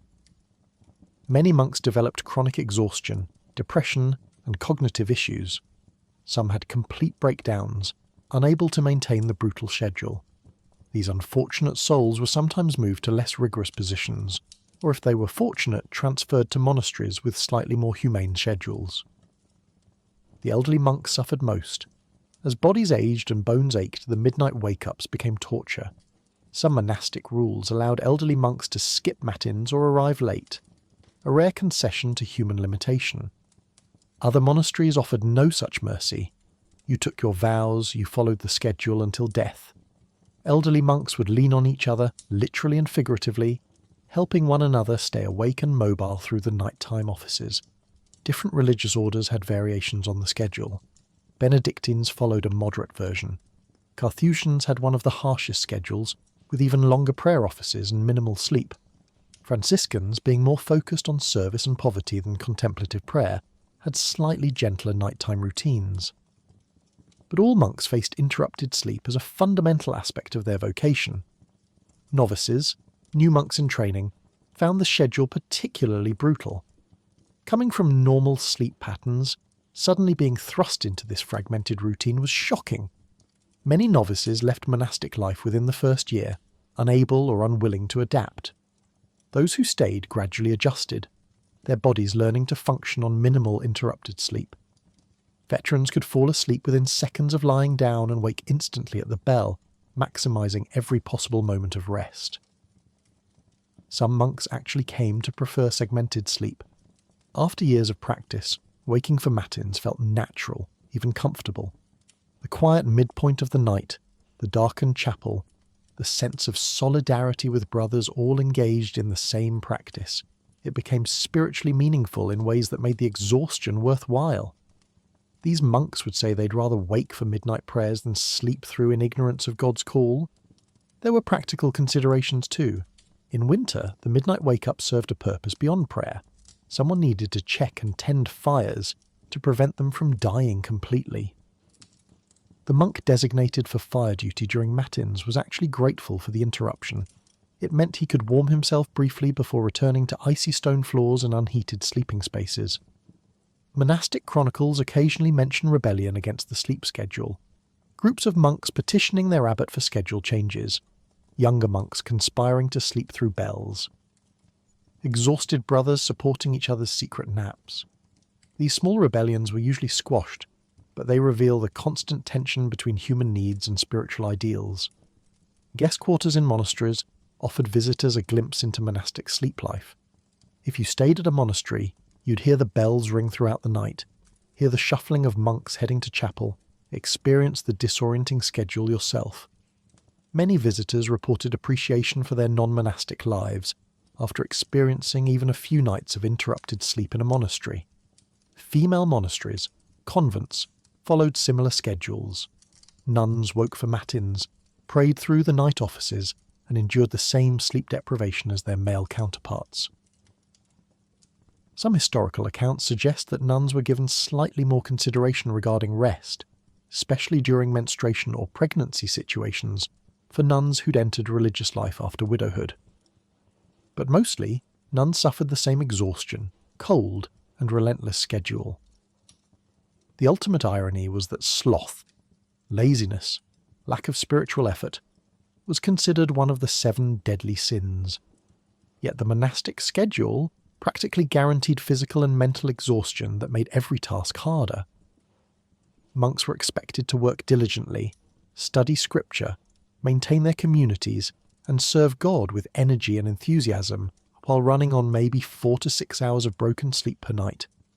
Some monks developed what modern doctors would recognize as chronic insomnia. After years of forced wake-ups, their bodies forgot how to sleep normally. Even during designated sleep hours, they'd lie awake, minds racing, unable to fully relax because some part of their brain was always anticipating the next bell. This was considered a spiritual trial to be endured rather than a medical condition to be treated. Monks who left monastic life, and some did, through various circumstances, often reported that adjusting to normal sleep was one of the hardest transitions. After years of segmented sleep and midnight wake-ups, sleeping through an entire night felt wrong, almost sinful. Their bodies remained on monastic time for months or years, waking automatically at midnight even though no bells rang and no prayers were required. The monastic sleep schedule was essentially an experiment in human endurance, disguised as spiritual discipline. It proved that humans could survive on fragmented, insufficient sleep for decades. It proved that communal suffering creates strong bonds. It proved that with enough ideological justification, people will endure remarkably uncomfortable conditions. But it also proved that such conditions have costs.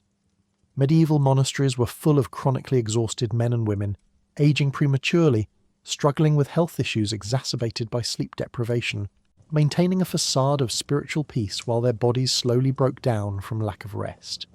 So when you think medieval sleep was rough, remember the monks. They didn't just have uncomfortable sleeping conditions. They had institutionalized sleep deprivation as a core religious practice. They made exhaustion holy, and they kept it up night after night, year after year, bell after bell, until either they died or their bodies simply gave out. All in service of God, who apparently never sleeps and doesn't think you should either. If you were caught wandering around in your sleep, people didn't assume you were stressed or had too much ale. They assumed you were possessed by demons or that your soul was temporarily leaving your body. Sleepwalkers were often restrained, prayed over, or splashed with holy water. Fun times. Sleepwalking in the medieval period wasn't seen as a sleep disorder or a harmless quirk. It was a spiritual crisis, a medical emergency, and a potential threat to household safety all rolled into one terrifying package. When someone got up from their sleeping spot and started moving around with their eyes open but their mind clearly absent, witnesses didn't think, interesting parasomnia. They thought demons or soul displacement or witchcraft, and they reacted accordingly. The prevailing theory was that during sleep, your soul loosened its connection to your body. Normally this was fine. Your soul stayed tethered, hovering just close enough to maintain life functions while you rested. But in sleepwalkers, something went wrong. Either the soul drifted too far away, leaving the body vulnerable to demonic possession, or a demon physically pushed the soul aside and took control of the body for its own purposes. Either scenario was deeply alarming and required immediate spiritual intervention. Some theologians believed that sleepwalking was a sign that a person had been marked by the devil. Perhaps they'd committed serious sins that weakened their spiritual defences. Perhaps they'd been cursed by a witch, or had wandered too close to unholy ground. Whatever the cause, their compromised spiritual state allowed their soul to wander at night, leaving their body unguarded and available for demonic use. The behaviour of sleepwalkers reinforced these fears. They moved with purpose but without awareness, performing complex actions while clearly not conscious. They'd walk to doors, try to open them, attempt to go outside. Some would climb stairs or navigate obstacles with surprising accuracy despite being asleep. To medieval observers, this looked like someone else was controlling the body, because what human could navigate in complete darkness with their eyes glazed over unless something supernatural was guiding them? Sleepwalkers also sometimes spoke, which was perhaps the most disturbing aspect. They'd mumble, whisper, or even speak clearly in voices that didn't sound quite like their own. The content was usually nonsensical, but occasionally sleepwalkers would say things that sounded like prophecies, warnings, or messages from beyond. Families would listen in horror as their loved one walked around the room speaking in strange cadences about things they shouldn't know. This was obvious evidence of possession, or at minimum, unwanted spiritual communication. The danger wasn't just spiritual. Sleepwalkers could hurt themselves or others. They'd stumble into fires, fall down stairs, walk into walls, or wander outside into the cold night. There are historical records of sleepwalkers leaving their homes in winter, walking into forests or fields and freezing to death before anyone realized they were gone. Others drowned in wells or rivers. Some reportedly committed acts of violence while sleepwalking, attacking family members, destroying property, with no memory of it afterward, which made the demonic possession theory seem even more credible. When someone in a household was discovered sleepwalking, the immediate response was containment and prayer. Family members would try to gently guide the sleepwalker back to bed without waking them, because there was a widespread belief that waking a sleepwalker could kill them. The logic was that if you suddenly woke someone whose soul was displaced, the shock might prevent the soul from returning properly, causing instant death or madness. This wasn't true, obviously, but the belief was strong enough that people handled sleepwalkers with extreme caution. Physical restraints were common. Families with chronic sleepwalkers would tie the person's ankle to a bedpost with a rope, long enough to allow normal sleeping movement, but short enough to prevent wandering. Some families used wooden boards or barriers to box in the sleepwalker's sleeping area, creating a makeshift cage. These measures were seen as protection, not punishment. You were literally saving the person from demonic control or from harming themselves during nighttime episodes. Religious interventions were mandatory. The local priest would be called to bless the sleepwalker, perform prayers of protection, and sometimes conduct minor exorcisms. Holy water was liberally applied, sprinkled on the person, on their bedding, around their sleeping area, sometimes even on the walls. Blessed herbs might be burned to purify the space. Prayers would be said over the sleepwalker before each night's sleep, asking God to protect their soul and keep it firmly anchored in their body. Some priests recommended that sleepwalkers sleep with religious objects touching their skin. A crucifix under the pillow, a blessed medallion around the neck, sometimes even a small relic sewn into their sleeping garments. These holy objects were supposed to repel demons and keep the soul from wandering. Whether they worked is questionable, but they provided psychological comfort to families desperate for solutions. Certain saints were invoked for protection against sleepwalking. St. Dymphna, associated with mental and nervous disorders, was a popular choice. Families would pray to her for intercession, make small offerings at her shrine, or keep images of her near the sleepwalker's bed. St. Pri, Vici Vitus, invoked for sleep disorders and protection during sleep, was another option. Medieval people had a saint for everything, including wandering around unconsciously at night. Medical explanations existed alongside spiritual ones. Medieval physicians, working within the framework of humoral theory, believed sleepwalking could be caused by excess phlegm, or black bile creating blockages that disrupted normal sleep. They'd prescribe treatments aimed at rebalancing the humours, special diets, herbal remedies, bloodletting. These treatments were as ineffective as the spiritual interventions, but at least they gave families multiple approaches to try. Some physicians believed sleepwalking was related to digestion.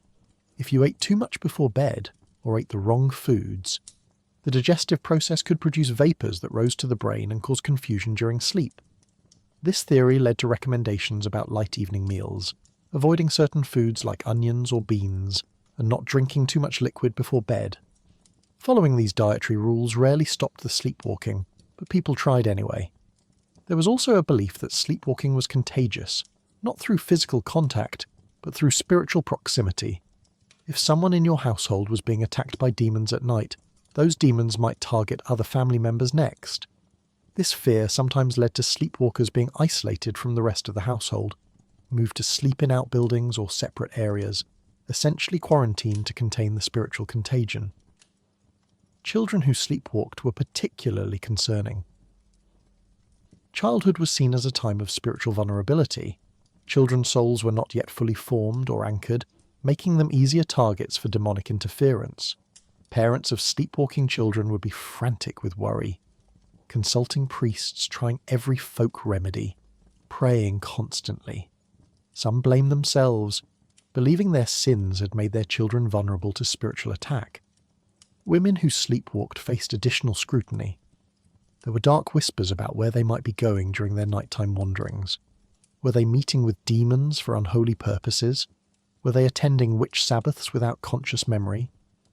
Female sleepwalkers were sometimes accused of witchcraft, especially if their sleepwalking coincided with other suspicious events like livestock dying or neighbours falling ill.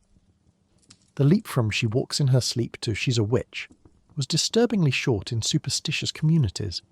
Men who sleepwalked were more likely to be treated as victims of spiritual attack rather than perpetrators of evil. They were still restrained and prayed over, but the assumption was usually that they were being targeted by demons rather than collaborating with them. This gender double standard played out in countless medieval situations, sleepwalking included. Some historical accounts describe elaborate sleepwalking episodes, people getting fully dressed while asleep, performing complex tasks, holding conversations, then returning to bed with no memory of any of it. One medieval chronicle mentions a monk who sleepwalked to the chapel, rang the bells for matins an hour early, waking the entire monastery, then returned to his bed and had to be told what he'd done in the morning. He was convinced he'd been possessed and spent weeks in prayer and fasting as penance. There are also accounts of sleepwalkers displaying unusual strength or abilities, climbing walls, lifting heavy objects, moving with impossible speed. These stories might be exaggerated or misremembered, but they contributed to the mythology that sleepwalking involved supernatural forces. Normal humans couldn't do these things, so clearly something beyond human was involved. Legal complications arose when sleepwalkers committed crimes. If someone destroyed property or hurt another person while sleepwalking, were they responsible? Medieval law struggled with this question. Some jurisdictions held sleepwalkers accountable, arguing that demons used willing vessels, and if demons chose you, you must have been spiritually weak or sinful. Other jurisdictions were more lenient, treating sleepwalking as a form of temporary insanity that removed culpability. One documented case involved a man who allegedly killed his wife while sleepwalking. He claimed no memory of it. Witnesses confirmed he'd been prone to sleepwalking, and his defense argued demonic possession. The court ultimately convicted him, but with a lesser sentence than typical murder, acknowledging the unusual circumstances. The case set a precedent that sleepwalking could be a mitigating factor in criminal proceedings, though it never fully excused violent acts. Chronic sleepwalkers sometimes developed reputations in their communities. Everyone knew that Thomas walked in his sleep, so neighbours would watch for him at night and guide him home if they spotted him wandering. Some communities developed informal networks for managing local sleepwalkers, treating it as a community responsibility rather than just a family problem. This was practical. A sleepwalker stumbling into your property in the middle of the night could cause problems for everyone, but it also stigmatized the sleepwalker, marking them as spiritually or medically compromised. The most severe cases sometimes led to institutionalization. Sleepwalkers who repeatedly endangered themselves or others might be sent to monasteries or church-run hospitals, where they could be restrained and supervised. These institutions had experience with various forms of madness and spiritual affliction, and sleepwalking fit their mandate. Treatment consisted of prayer, fasting, sometimes physical restraints, and waiting to see if God would grant healing. Folk magic offered alternative remedies. Some cunning folk claimed they could cure sleepwalking with charms, potions, or rituals. These usually involved collecting specific herbs at specific times, preparing them in specific ways, and applying them with specific incantations. None of it worked, but desperate families tried everything. The underground economy of folk magic included sleepwalking remedies, alongside love potions and curse removals. As centuries passed, understanding of sleepwalking slowly evolved. By the later medieval period, some educated physicians began suggesting that sleepwalking might be a natural phenomenon related to brain function, rather than demonic possession. These progressive views faced resistance from religious authorities who maintained that any unusual behaviour during sleep had spiritual causes. The debate continued well into the Renaissance and beyond. But for most medieval people, sleepwalking remained mysterious and frightening. It was your loved one's body moving around without their conscious mind, performing actions they wouldn't remember, potentially saying things that weren't their thoughts, possibly being controlled by forces beyond human understanding. The only sensible response was prayer, restraint, and hope that whatever was causing this would eventually stop. So tonight, if you've ever sleepwalked, be grateful you live in an era that understands it as a sleep disorder rather than demonic possession. No one's tying you to your bed or splashing you with holy water. You might need a sleep study or better stress management, but at least you're not being exorcised. Your medieval ancestors who sleepwalked weren't so lucky. They were mysteries to be solved, dangers to be contained, souls to be saved. One restrained, terrifying night at a time. If you were rich, and I mean rich, you might actually own a bed frame, with a mattress stuffed with feathers and curtains around it for privacy and warmth. It was basically a bed and a tiny room combined. Owning a bed like this was such a flex that people mentioned it in their wills. I bequeath my great feather bed to my eldest son. May he sleep with the smugness I once knew. Beds in medieval times weren't furniture. They were investments, heirlooms, and visible declarations of wealth and status. A proper bed, with a wooden frame, ropes or slats for support. A feather mattress, linen sheets and fabric hangings could cost as much as a small house. They were so valuable that they were specifically itemised in wills, right alongside land, livestock and gold. Your great-grandfather's bed wasn't just where he slept, it was proof that your family had made it. The bed frame itself was a work of craftsmanship.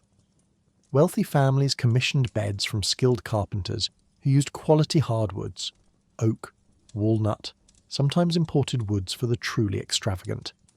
These frames were carved with decorative details, family crests, religious symbols, or intricate patterns. The headboard might feature elaborate panelling. The posts could be turned and polished to a shine. These weren't mass-produced pieces from a furniture store. They were custom-made status symbols that took months to complete. The mattress was where things got really luxurious. Forget straw. Wealthy people slept on mattresses stuffed with feathers, goose down if you were genuinely rich, duck feathers if you were merely well off. These mattresses were thick, soft, and required the feathers of dozens or even hundreds of birds. Servants would regularly fluff them, redistribute the feathers, and occasionally open them to add fresh stuffing. A good feather mattress could last decades with proper care, getting passed down through generations like a very soft, very expensive family treasure.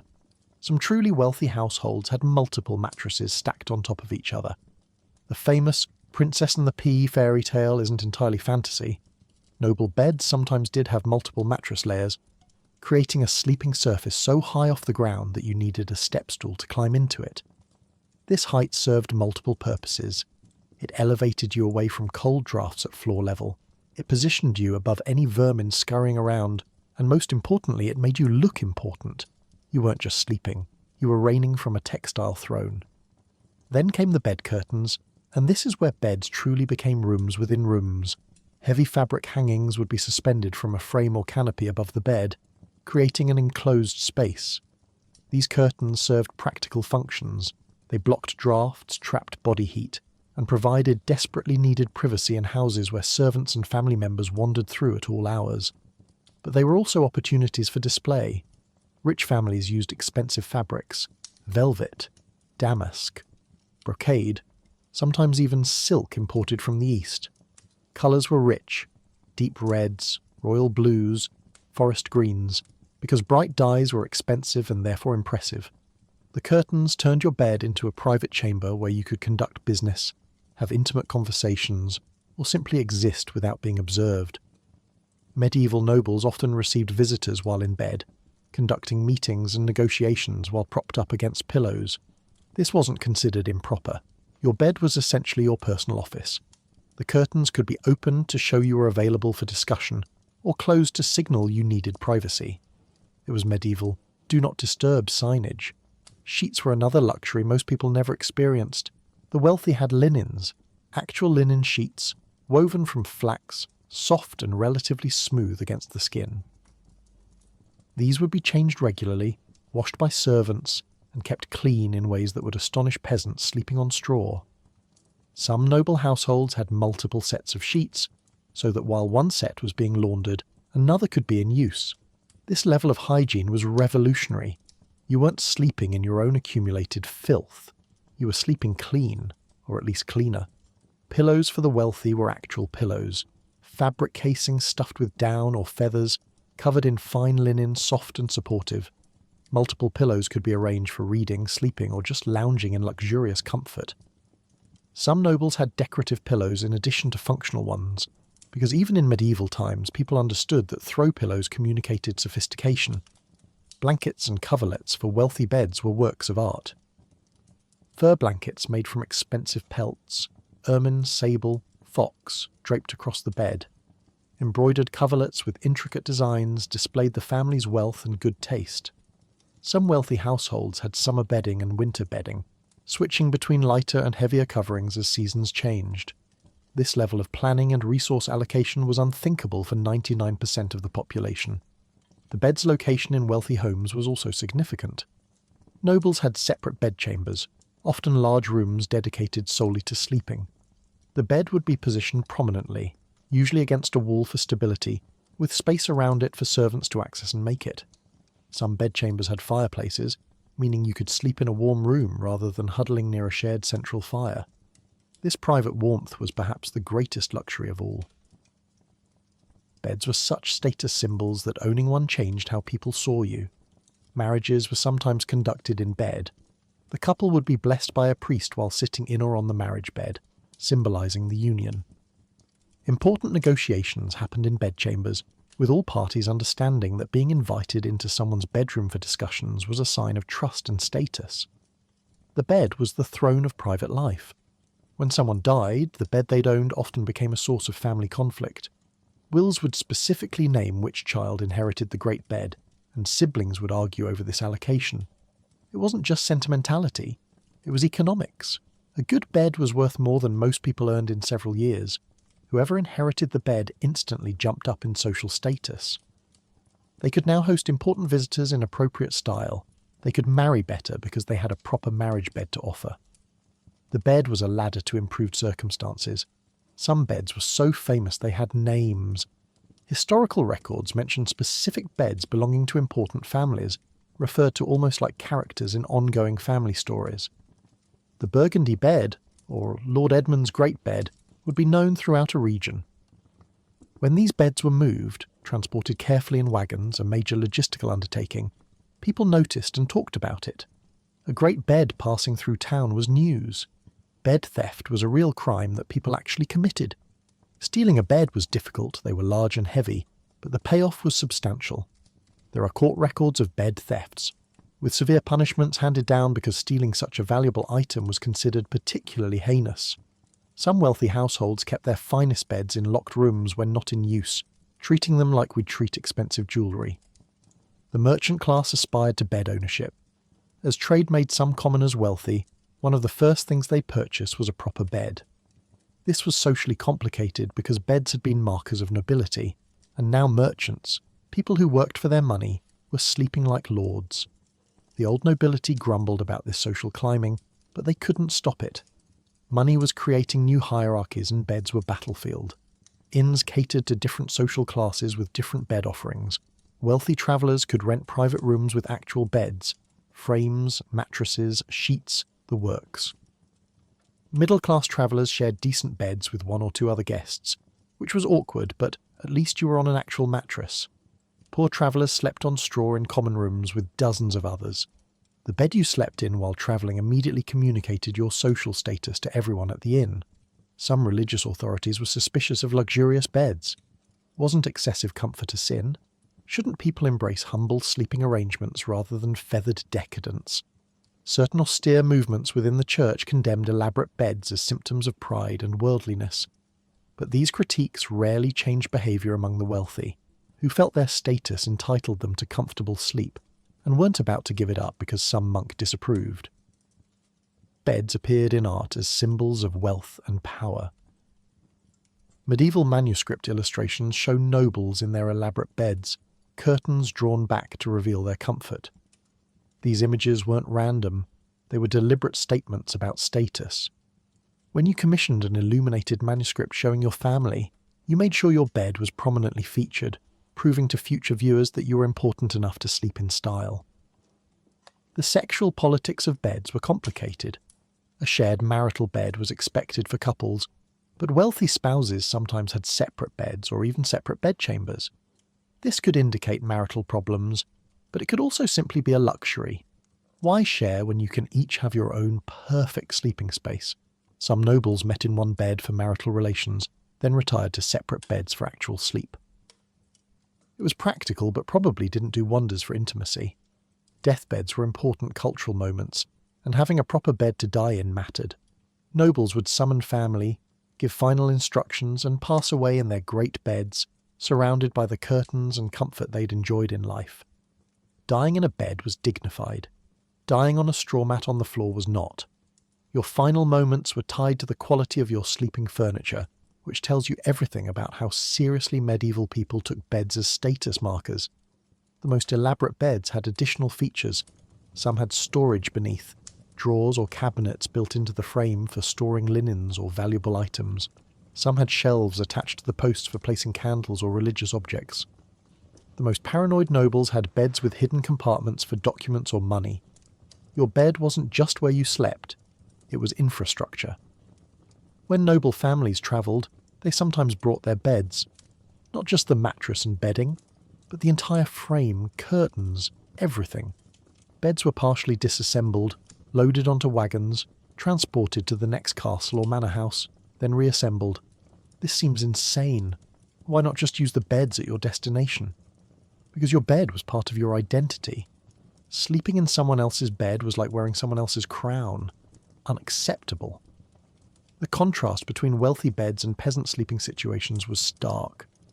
While a noble sank into feathers behind velvet curtains in a private, warm chamber, a peasant family shared a pile of straw in a one-room hut that also housed livestock. Same society, same era, utterly different sleeping experiences. The bed gap was a wealth gap made visible every single night. Modern people take beds for granted. We assume everyone has one, that beds are basic furniture, not luxury items. But for most of medieval history, beds were aspirational. They represented a level of comfort and status that most people never achieved. Peasants would live their entire lives never sleeping in an actual bed, never experiencing sheets or pillows, never knowing what it felt like to sink into feathers at the end of a hard day. So tonight, when you climb into your bed, which probably has a frame, a mattress, sheets, pillows, and blankets, all of which you bought without thinking twice, remember that you're living like medieval royalty. Your sleeping situation would have been unimaginable luxury to 99% of medieval people. Your bed isn't just furniture. By medieval standards, it's proof that you've made it, even if you bought it on sale from IKEA and assembled it wrong twice. So, how was your night in medieval times? You woke up on a lumpy straw sack teeming with bugs. You navigated the midnight bathroom crisis with nothing but a bucket and regret. You shared your sleeping space with your entire family, several animals, and possibly a demon or two. You wore the same scratchy shirt you'd been wearing for weeks. Your pillow was your arm. Your blanket was alive. And you did all of this while worrying about vapours, curses, and whether your snoring was inviting evil spirits into the house. And yet, somehow, medieval people survived. Night after night, year after year, they closed their eyes in conditions that would send modern people straight to therapy. They adapted to discomfort we can barely imagine. They found rest despite the cold, the smoke, the fleas, the lack of privacy, and the constant low-level threat of freezing, burning, or being mistaken for possessed. They didn't have sleep studies or weighted blankets or melatonin gummies. They had straw, prayers, and an absolutely unshakable determination to wake up the next morning and do it all over again. They turned suffering into routine, made peace with itching, and somehow raised families, built communities, and created art and culture despite being chronically exhausted and perpetually uncomfortable. Medieval sleep wasn't about comfort. It was about survival. It was about finding warmth however you could, protecting your family from the darkness, and clinging to whatever small mercies, a spot near the fire, a slightly softer pile of straw, one night without nightmares, that life offered. So tonight, as you sink into your clean, soft, temperature-controlled bed, with your hypoallergenic pillows and your noise machine and your complete absence of livestock, take a moment. A quiet moment of gratitude. Because what you're experiencing right now, this comfort, this privacy, this safety, would have seemed like an impossible fantasy to your ancestors. They slept in chaos so that eventually, centuries later, you wouldn't have to. They endured the cold so you could have central heating. They shared their beds with fleas so you could sleep alone in peace. They woke up at midnight for prayer and bathroom emergencies so you could sleep through the night undisturbed. Their sleep was weird, uncomfortable, and often deeply unpleasant. But it was also a testament to human resilience, to our ability to adapt, to find rest even in impossible circumstances, to wake up each morning and keep going despite everything. So rest well tonight, sleep deeply, and maybe, just maybe, whisper a small thank you to those stubborn medieval souls who survived 1,000 uncomfortable nights so that someday their descendants could know what a good night's sleep actually feels like. Sweet dreams, you've earned them, and hey, at least your bed isn't composting. Yet.